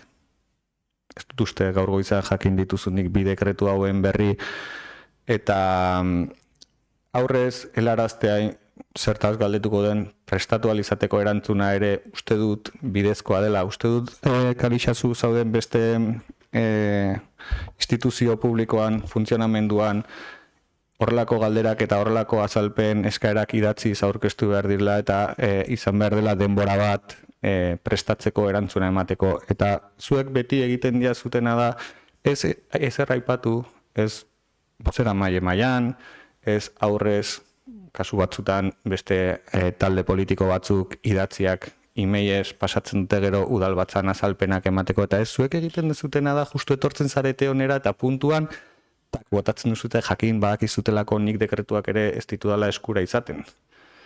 Eman duzun azalpenekin, nekez jakin dezaket ez ze langileri buruzari zaren, ez dakiz zer eta gaur suertez etxe santu hontan askotan gailu elektronikoek edo sareak funtzionatzen ez dutenean gaur aukera eduki dut sartzeko eta eske benetan egite zait nahiko deigarria dekretuetako batek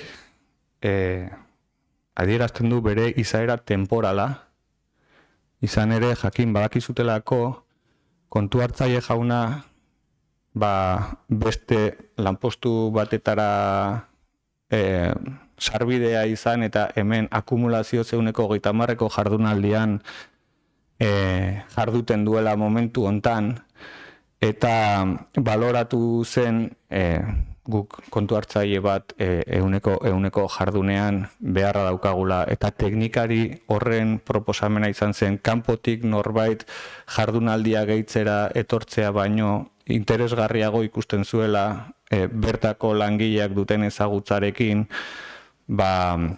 bere iraunaldia, kanpoan jardungo duen iraunaldi horren bitartean komplementu bat ezartzea modu temporalean eta gaina revisablea egingo zituen orduen araberakoa eta horren inguruan gauza puntual batetarako arazo bati erantzuna emateko gauza puntual batetarako galdetzen egiten duzun galdera hau ez da ezer estrukturala galdetzen ari zera.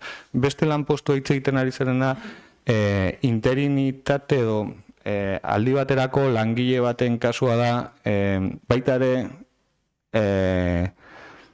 proposamen tekniko batetatik datorren gaia da non egiten ziren jardunak eta eskaintzen dituen orduak bere lanari nik askotan ikusten dut hemen berez egon beharko luken orduz aratago lanean, zeren jakingo duzuten bezala lan ordutegia udaletxe honetan bere malgutasunaren barruan arratsaldeko 6 arte izaten da gaur hemen baditugu 2 langile ordu horretatik kanpo, eta horregatik eskertu hori ditut teknikariak eta udalangileak bertan izatea.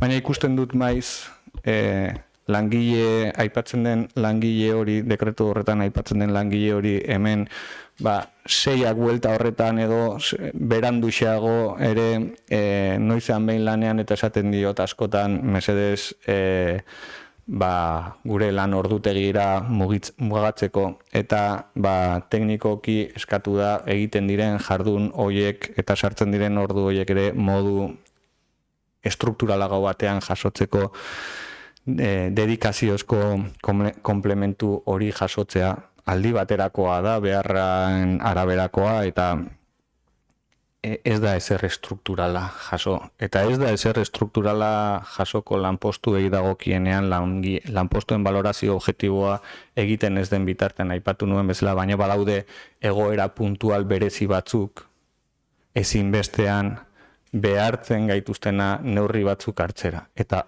bi kasu hauek, zorionez eukiut aukera dekreto ikusteko, bi kasu hauek egoera puntual batzui erantzuten diete eta bere horretara bueltatuko dira langilea bere jardun osoan bueltatzen denean ez du behar izango eta badaude horrelako hainbat kasu udaletxe honetan eta suertatzen baldin badan ozbait ere behar izan batengatik zerbait aurrikusi zinekoa eta ezoikoa dena noski neurriak hartuko dira.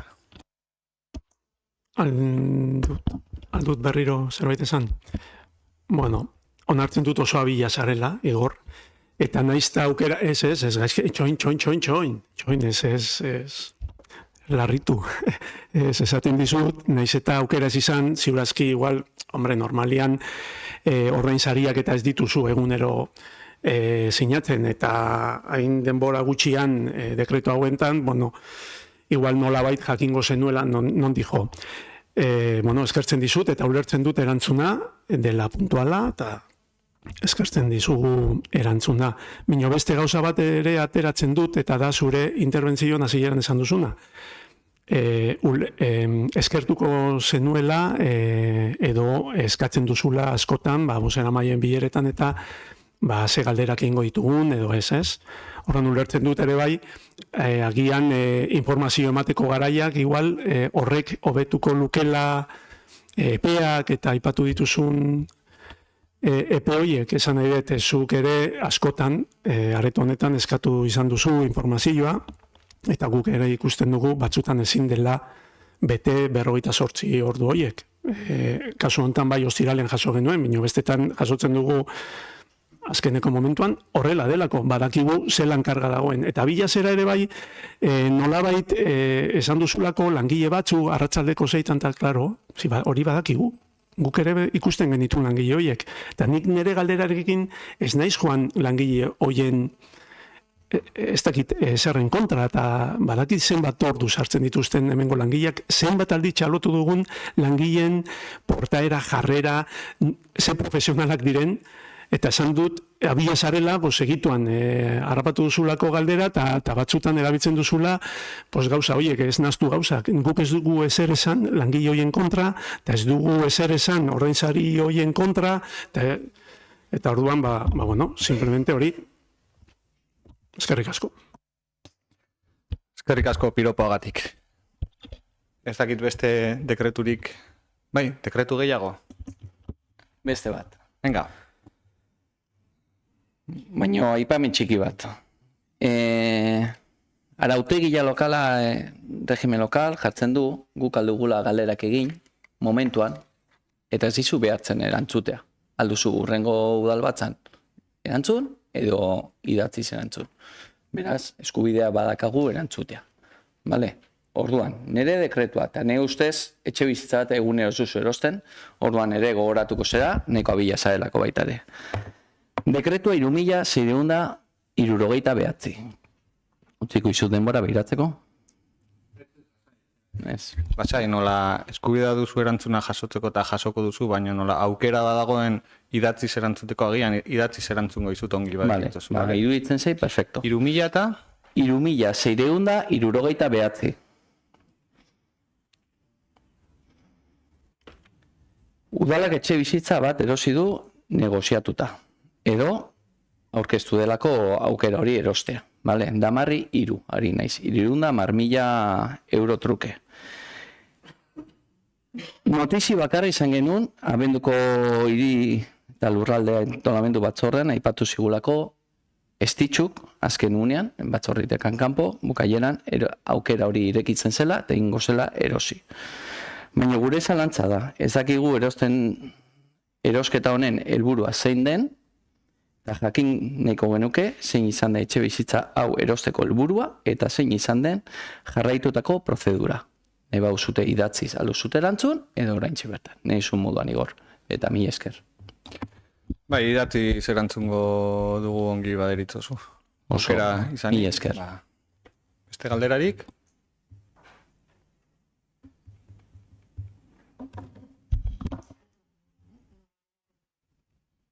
Oraindik gure gai zerrendan baditugu 2 mozio eztabaidatzeko.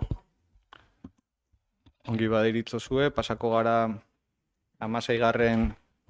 aztergaien zerrendako 16. puntura. Hasieran aipatu dugun bezala, gizarte zerbitzuak indartzeko mozioa aurkeztu du Alderdi Sozialistak eta Alderdi Sozialistako ordezkariari emango diot hitza. Hortik hasiko bea. Lehenbizida, Josu, uste dut argi geratu dela udalbatzaren hasieran, sarrera erregistro bitartez erregistratutako urrenkera jarraituko genukela eta hau zela 16. puntua. Bai. Bueno, dana dala, ikusten, voy a presentar una moción, mozio bat aurkeztuko du gizarte sozialei buruz. Moción para reforzar los servicios sociales, una necesidad. En este ayuntamiento, el buen funcionamiento de los servicios sociales es una de las cuestiones más demandadas por los ciudadanos. Los servicios sociales abarcan a todos los extractos de la sociedad, desde las personas mayores hasta la atención y el seguimiento de los colectivos que en estos momentos están en situación vulnerable. Hay datos muy llamativos en Hondarribia. Durante los primeros 15 días del mes de enero, el 33% de las entradas que se realizan por el conjunto del ayuntamiento corresponden al Departamento de Servicios Sociales. Las demandas que realizan los ciudadanos solicitando una ayuda social se centran principalmente en la atención a mayores o la iniciativa de trámites para otras instituciones. El Grupo Socialista, de forma reiterada durante estos últimos años, ha estado y está muy pendiente de las situaciones de este departamento tanto en anteriores legislaturas como en esta. Prueba de ello es que en breve ya han comenzado, las obras de instalación en Muriate, una de las reivindicaciones que comenzó con la legislatura anterior y que han sido planteadas de forma reiterada por el Grupo Socialista. Con el fin de cumplir la cartera de servicios, se han puesto en marcha, por el procedimiento de licitación, los servicios de intención socioeducativas y psicológicas dirigidas a personas menores de edad y sus familias, y a otras para el seguimiento de las personas mayores, Ausosare, con personas externas a la propuesta y luego la apertura del hogar del jubilado. Pero el seguimiento de estos servicios también comporta mayor dedicación. En estos momentos, la actual plantilla de los servicios sociales está formada por 3 administrativas, 4 asistentes sociales, una persona de apoyo, una de fomento y un coordinador.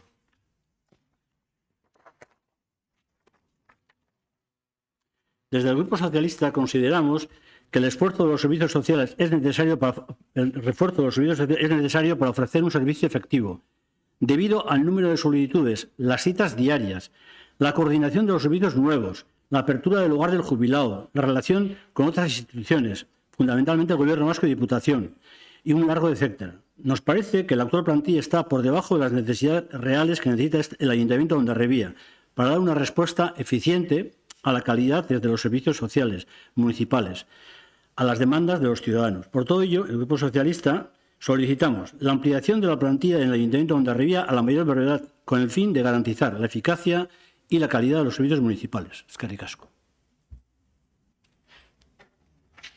Bai, eskerrik asko Josu.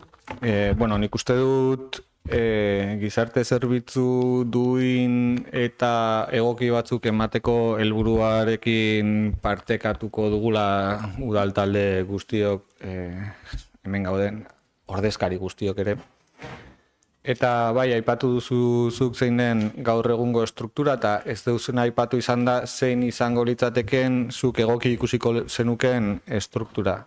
Nik bai egin nahiko nuke neurri batean irakurketa txiki bat gizarte zerbitzuen evoluzioari dagokionean, ze hau evoluzionatzen ari den eta evoluzio bat izango duen zerbitzu bati buruzari gera.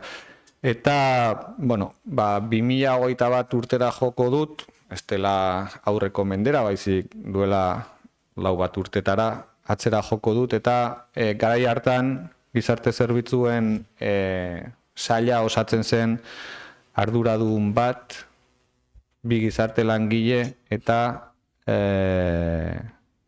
administrari batetaz. Eta 2024 urtean, 25 ja ditugu, zuk aipatu duzun bezala, arduradun bat, 5 gizarte langile, 3 administrari, eta indartu dugu aurten sustapeneko langile batekin gehiago sail hori. Zan nahi dut, nik uste dut, garapena nabarmena dela estrukturari dagokionean. Tamalez egia da, ez dakit lanpostu gehiago berdin, estruktura handiagoa berden hori lanpostuen valorazio objektiboak definituko du zen mailako estruktura behar den, zerbitzu horretan besteak beste valorazio globala izango da, baina zerbitzu horretan ere aztertuko da, eman beharra ditugun zerbitzuak emateko zenolako estruktura behar den. Nire iritziz gaur egungo arazorik handiena ez da estrukturaren ikuspegikoa, baizik aldi baterakotasunaren eta utxuneen, hau da, estrukturan ditugun utxuneen arazo bat handiagoa daukagu. Eta alde horretatik bai aipatu beharra daukat gobernu taldea lanean ari dela, lehen aipatu dugu aurten oposaketa deialdiak egingo direla, eta norabide horretan dijoaz. Utxuneak bete, eta egonkortasuna handitzerako norabidean lanean ari gara. Beraz, ez daukagu inolako eragozpenik lanketa horretan jarduteko, eta noski utxuneak betetzearekin langile gehiago izatearen aukera abordatuko dugunez guk ere aldeko bozka emango dugu, baina beti ere gogoratu nahi dut gehiago eskatzea ez duela zertan esan nahi hobeagoa izango denik. Estrukturazioa oso garrantzizkoa da, eta hori da lehen aipatu duen lanpostuen valorazio objektibo horretan jorratuko dugun gaietako bat. Zeintzuk diren gure egituraren ezaugarriak, eta zeintzuk izango lirateken beharko genituzkeenak zerbitzu efiziente eta egoki bat emateko. Baina ahotsan itzu da taldetik eta gobernu taldetik ere, nire aldetik behintzat aldeko bozka emateko prest gaude mozio honi, horretan ari baikara lanean. Ta mesedez, mikrofonoa itzeliko bat zenu, eskertuko nizuke. Beste valoraziorik? Eskerrik asko.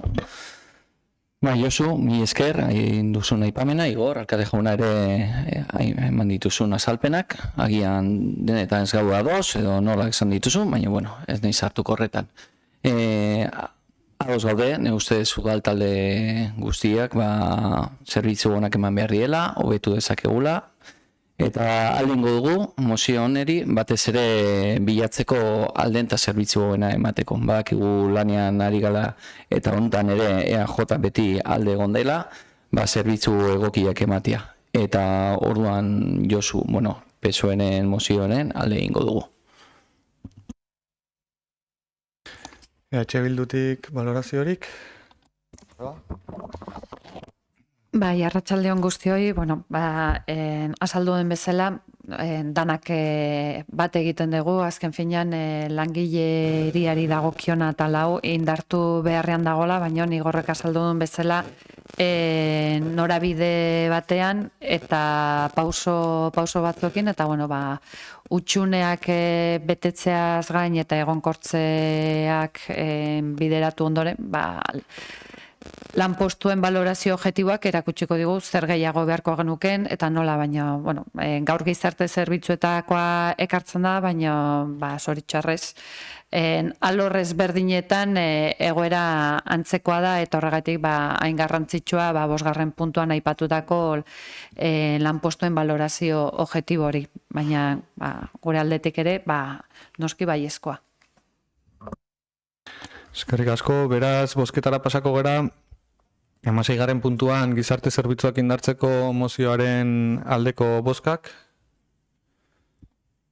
hau batez onartua, eta 17. puntura baitare, alderdi sozialistak erregistratutako Guadalupeko gotorlekua memorialeku bihurtzeko eskaeraren ingurukoa. Josu, zurea da hitza. Bai, hain dela astebete, astebete, gitxora bera irakurri nuen egunkaritan, nola Gipuzkoan 2 o 3 gotorleku bihurtuko zirela memoriaren lekua. Bat zan Saturraran, beste bat zan Irungo Zubila, internazionala, hirugarrena, ez da igualtzen, baina, hirugarrenare oso ezaguna zen. Orduan, etortzitzaidan burua, jake Hondarribian ikusten dut Hondarribiak dauka leku bat oso berezia. Ikusten dute historian zehar, memoria demokratikaren inguruan, eta bihar balen autikan ere bai, Guadalupe izan da gotorleku bat oso ezaugarria eta historikoki kondaira dauka, historia dauka, herriakin lotura handia dauka, eta memoria demokratikoari baita ere izan dauka lotura handia. Eta horregatik pentsatzen duen, aukera izatea eta plenoan agertzea, eta beste indarren inguruan bere iritsia ze izatea. Eta mozio gola esaten du. Proposición para que el Fuerte de Guadalupe sea declarado lugar de memoria. El Grupo Municipal Socialista, a tenor de lo dispuesto en la Ley 20-2022 de Memoria Democrática, que en su artículo 49 define los lugares de memoria democrática como aquel espacio inmueble, paraje o patrimonio cultural inmaterial o intangible en el que se han desarrollado hechos de singular relevancia por su significado histórico y simbólico, o por su repercusión en la memoria colectiva, vinculados a la memoria democrática, a la lucha de la ciudadanía española por sus derechos y libertades, la memoria de las mujeres, así como con la represión y la violencia sobre la población como consecuencia de la resistencia al golpe de Estado del 18 de julio del 36. La dictadura, el exilio y la lucha por la recuperación y profundización de los valores democráticos. Teniendo en cuenta que el Fuerte de Guadalupe fue utilizado como prisión para los presos de la Revolución de octubre del 34, fue un lugar desde donde se resistió al golpe militar del 18 de julio, en el que se produjeron diversas muertes relacionadas con el conflicto bélico, y en sus inmediaciones fueron alojados trabajadores forzados por el franquismo y fue utilizado como prisión en diversos momentos. Además, está considerado desde 1994 como bien de interés cultural.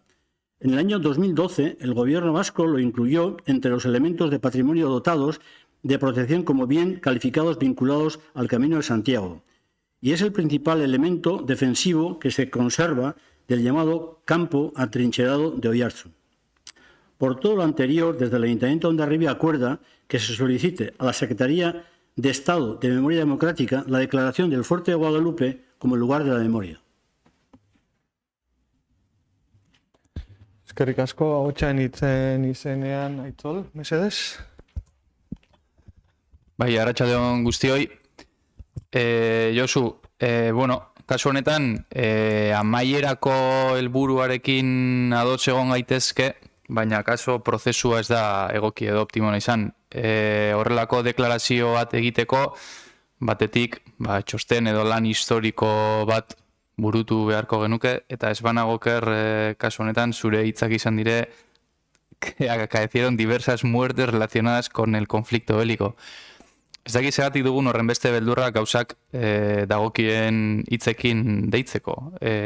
Las diversas muertes relacionadas con el golpe bertan fusilatu zituzten hainbat pertsona eta horregatik ere memoria leku izan beharko lukela. Hemen asuntoa da, pixkat gatazka juridikoaren ere sargintezkela, ze ondo esan duzun bezala, 20/2022 estatuko memoria historiko eta demokratikako legeak, baina badaukagu 2023tik ere Euskadiko memoria historiko eta demokratikoko 9/2023 ez banagoker, eta bere 29. artikuluan, kasu honetan ere, badauztea memoria tokiak eta baita ere memoria itinerarioak ere. Orduan, hau guztiarekin, uste dut, kasu honetan, pixkat aurrera pausu ezela, bakoitzaren interes politikoak edo alderdikeriak defendatzeko ondo bat horrela, baina uste dut memoria kasu honetan alderdi guztiekin egingo bagenu hobeto izango zela. Nik gonbidatzen zaitut gaia dagokion batzordean jorratzekoa, guztiok bat egiteko, prozedura ondo egitea, txosten historiko egoki bat, erabaki zen legepean edo estatukoa edo euskadikoarekin egingo dugun edo zeinia txiko garen, eta hortik aurrera nik uste dut ez genukela arazorik eduki behar guztiak elkarrekin norabide berean egiteko, baina esaten dut dagokion edukia plantatu den bezala eta prozedura formei dagokionez gure aldetik behintzat kontrako bozka emango dugu. Eskerrik asko. Bai, Gonzalo, EAJaren izenean. Bueno, ez nahi sartuko datotan dekretotan, edo nola egin, niri interesgarria iruditzen zaigu batez ere, mozio hau, batez ere gure hirian, gure historia parte da, eta horre garrantzia ematea, beste garrantzia bat ematea, interesgarria iruditzen zaigu. Eta itzoleri erantzutetikan,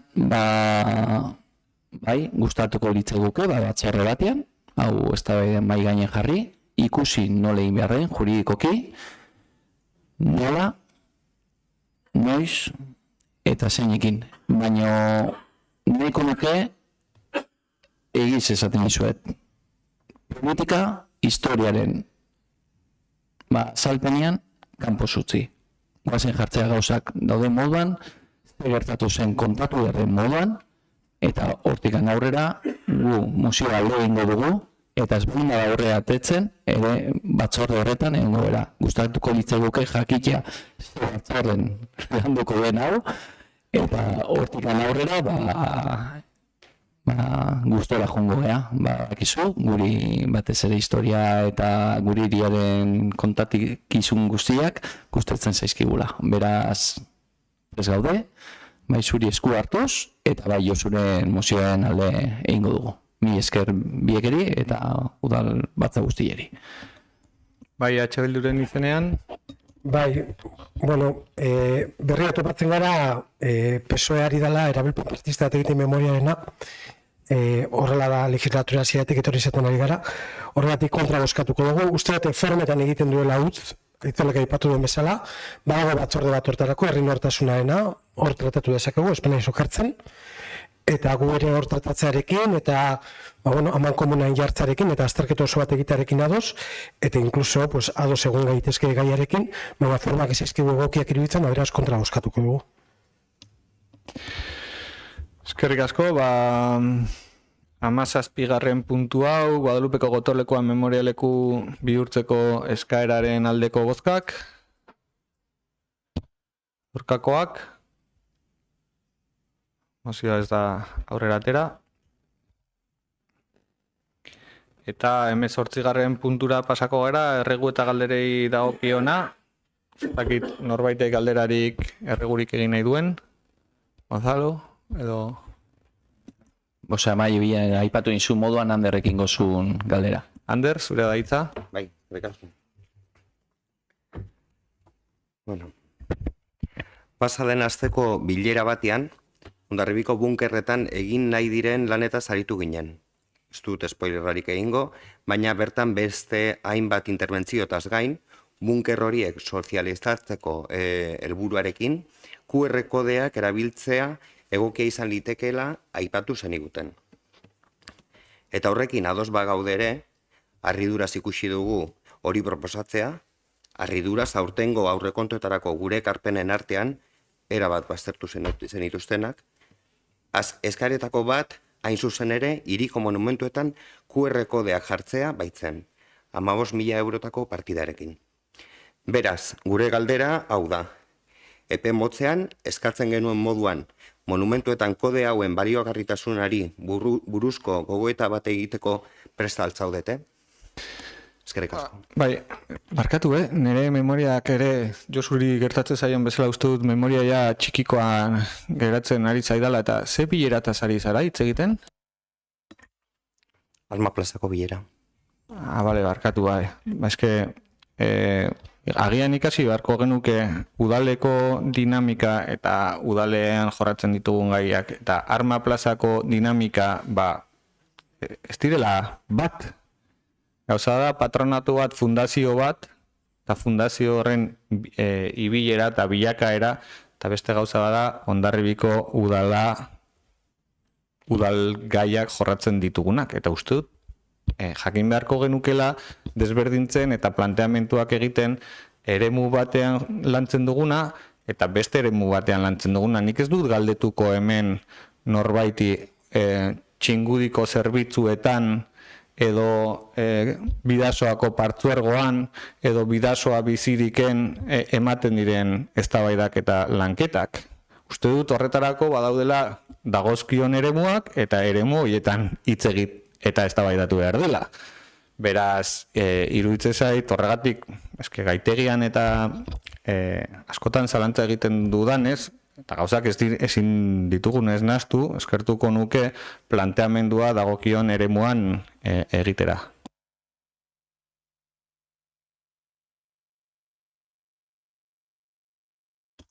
Nik bai, eskerrik asko.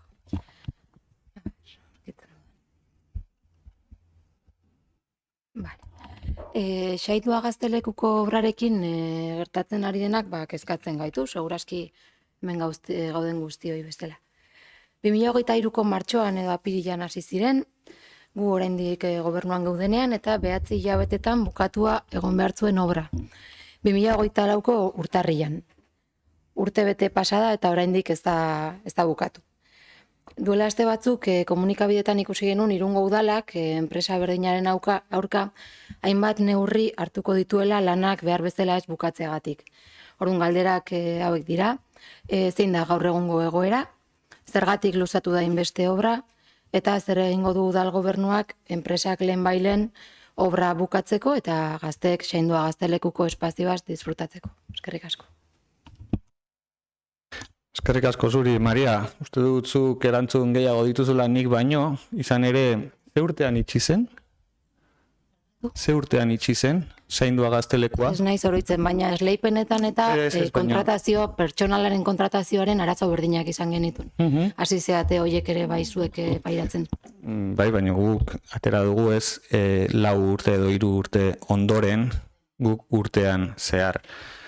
Pandemia baino lehenagotik itxi zen Saindua eraikina, ez banago kerre 18an, izan daiteke 19, esango 18an, baina 19an zu arduradun zinen garai hartan. Eta ze urtean esan duzu esleitu zela kontratua? 2023. 2023an. Barkatu, 2023an obra hasi zen, eta 2024erako bukatuta egon behar. Bai, hori, 5 urte ondoren.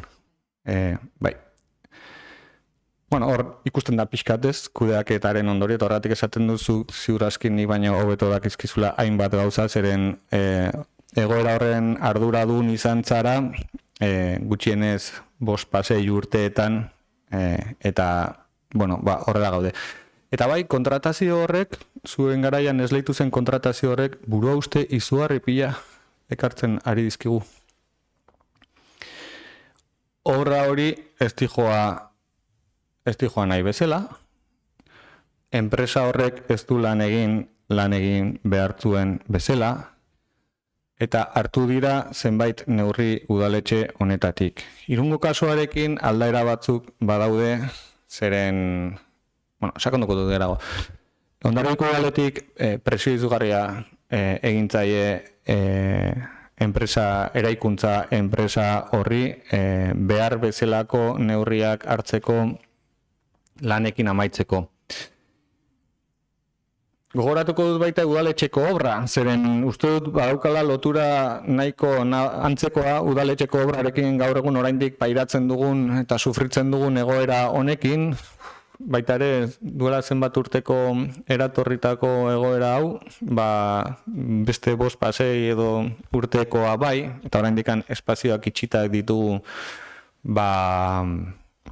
jaso delako horrelako egoera ez egoki bat.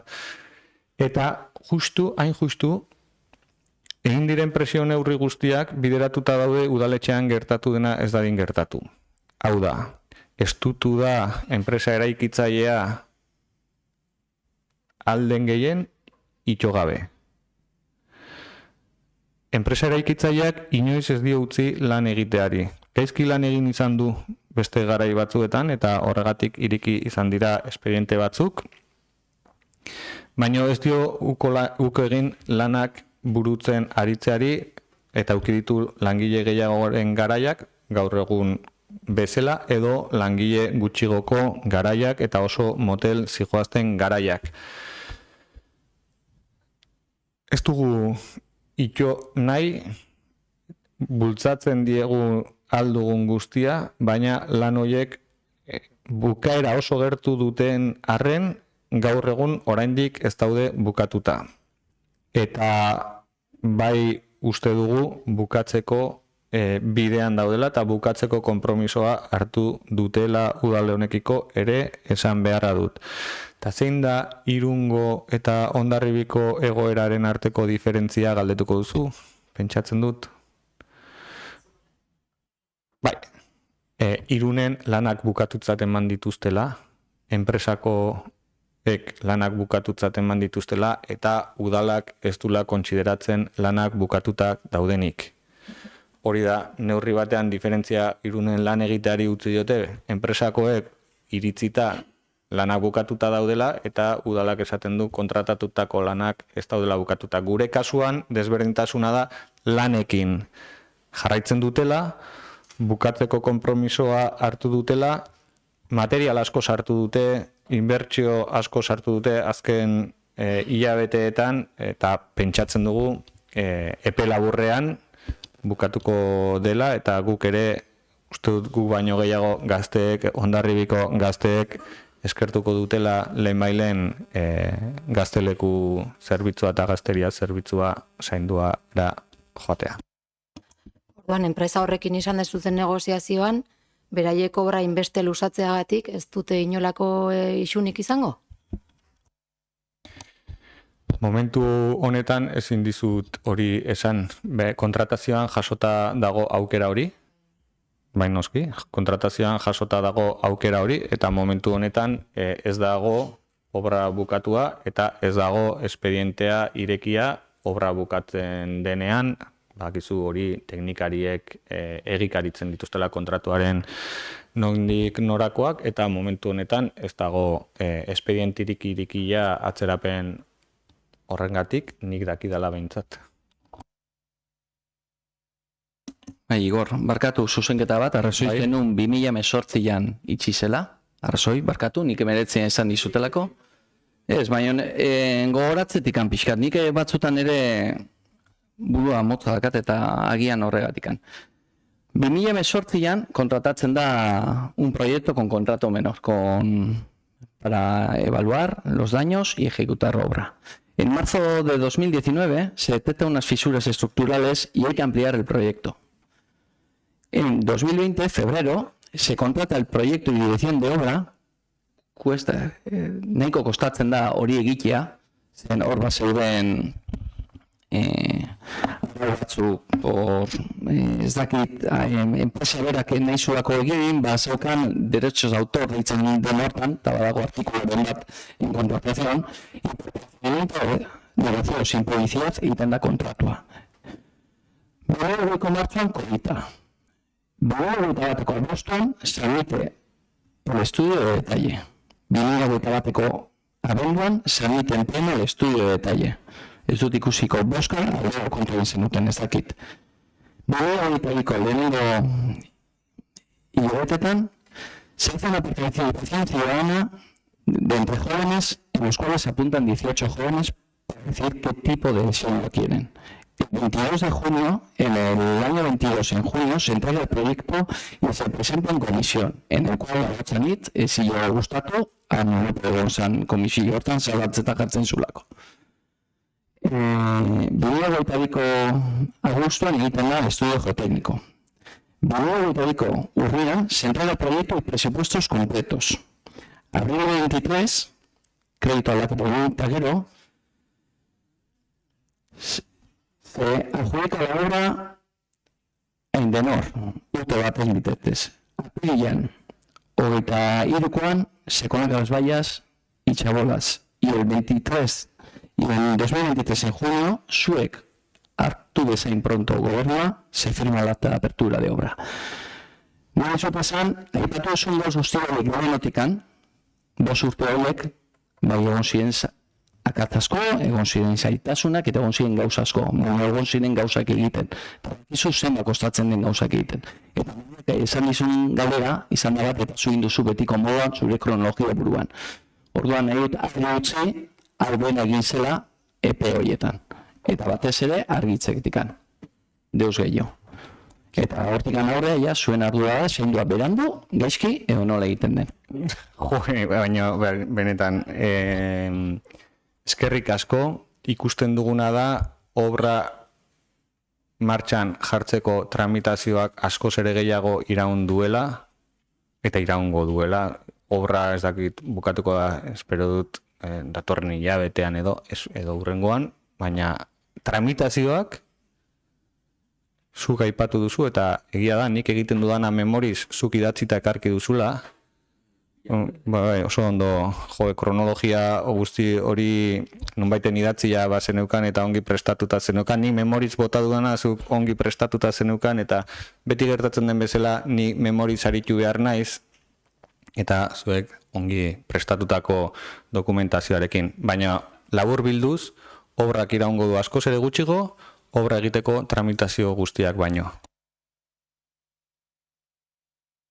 Beste galderarik? Nik erregurik. Abai? Bai.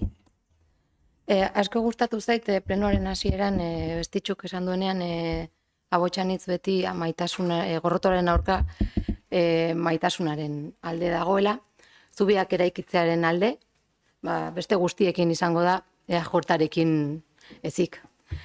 Bestela, nola ulertu daiteke udaleko alkate orde batek gure alderdia publikoki eskuin muturreko faxistekin ekiparatzea.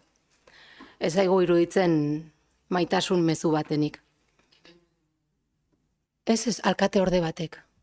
Gobernu honek uste dut 5 edo 6 alkate orde dituela, eta publikoki alkate orde batek gure alderdia, ez dakit gu zinegotzi bezala, edo gure alderdia Meloni, Abascal eta Mileiekin konparatu gaituzte.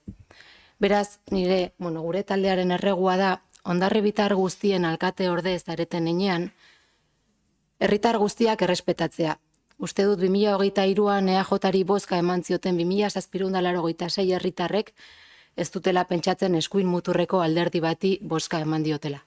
Beraz, gure arteko komunikazioak diren bezalakoak dira, baina uste dut kasu honetan marra gorri bat pasa dela, eta gure alderdia ez dela inoiz eskuin muturreko faxistekin konparatzen.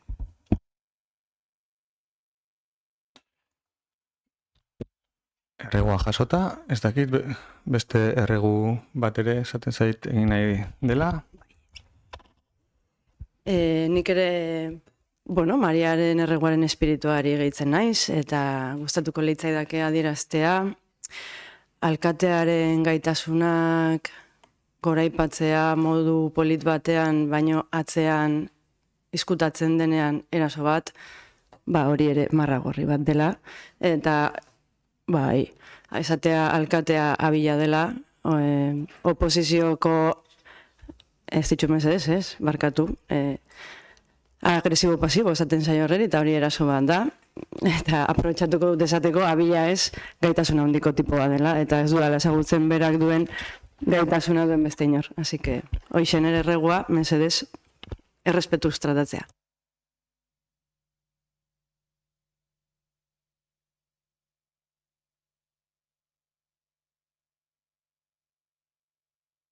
Bueno, beste erregu baten eskaera dago, Garoa zurea da hitza. Bai, hasi behar bagara danakola, nik uste dut, bota dezala esaten, garai batean Elizara bidaltzen zegotenean, bota dezala lehenengoak Arrilla. Herri honetan ere elkarte batek aipatu du zinegotzi baten jarrera, eta beste zinegotzi batek ere txalotu du eraso hori.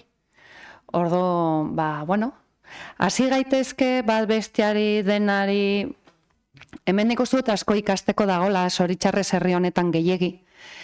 Gauza gehiegi normalizatu dialako, igual, bat ez da jabetzen eraso bat egiten nahi dela, baina eraso bat egiten ari da. Eta ordan, igual, guazen danak, denen artean, betaurrekoak jasotzera, eta errespetu falta asko erasoak dira.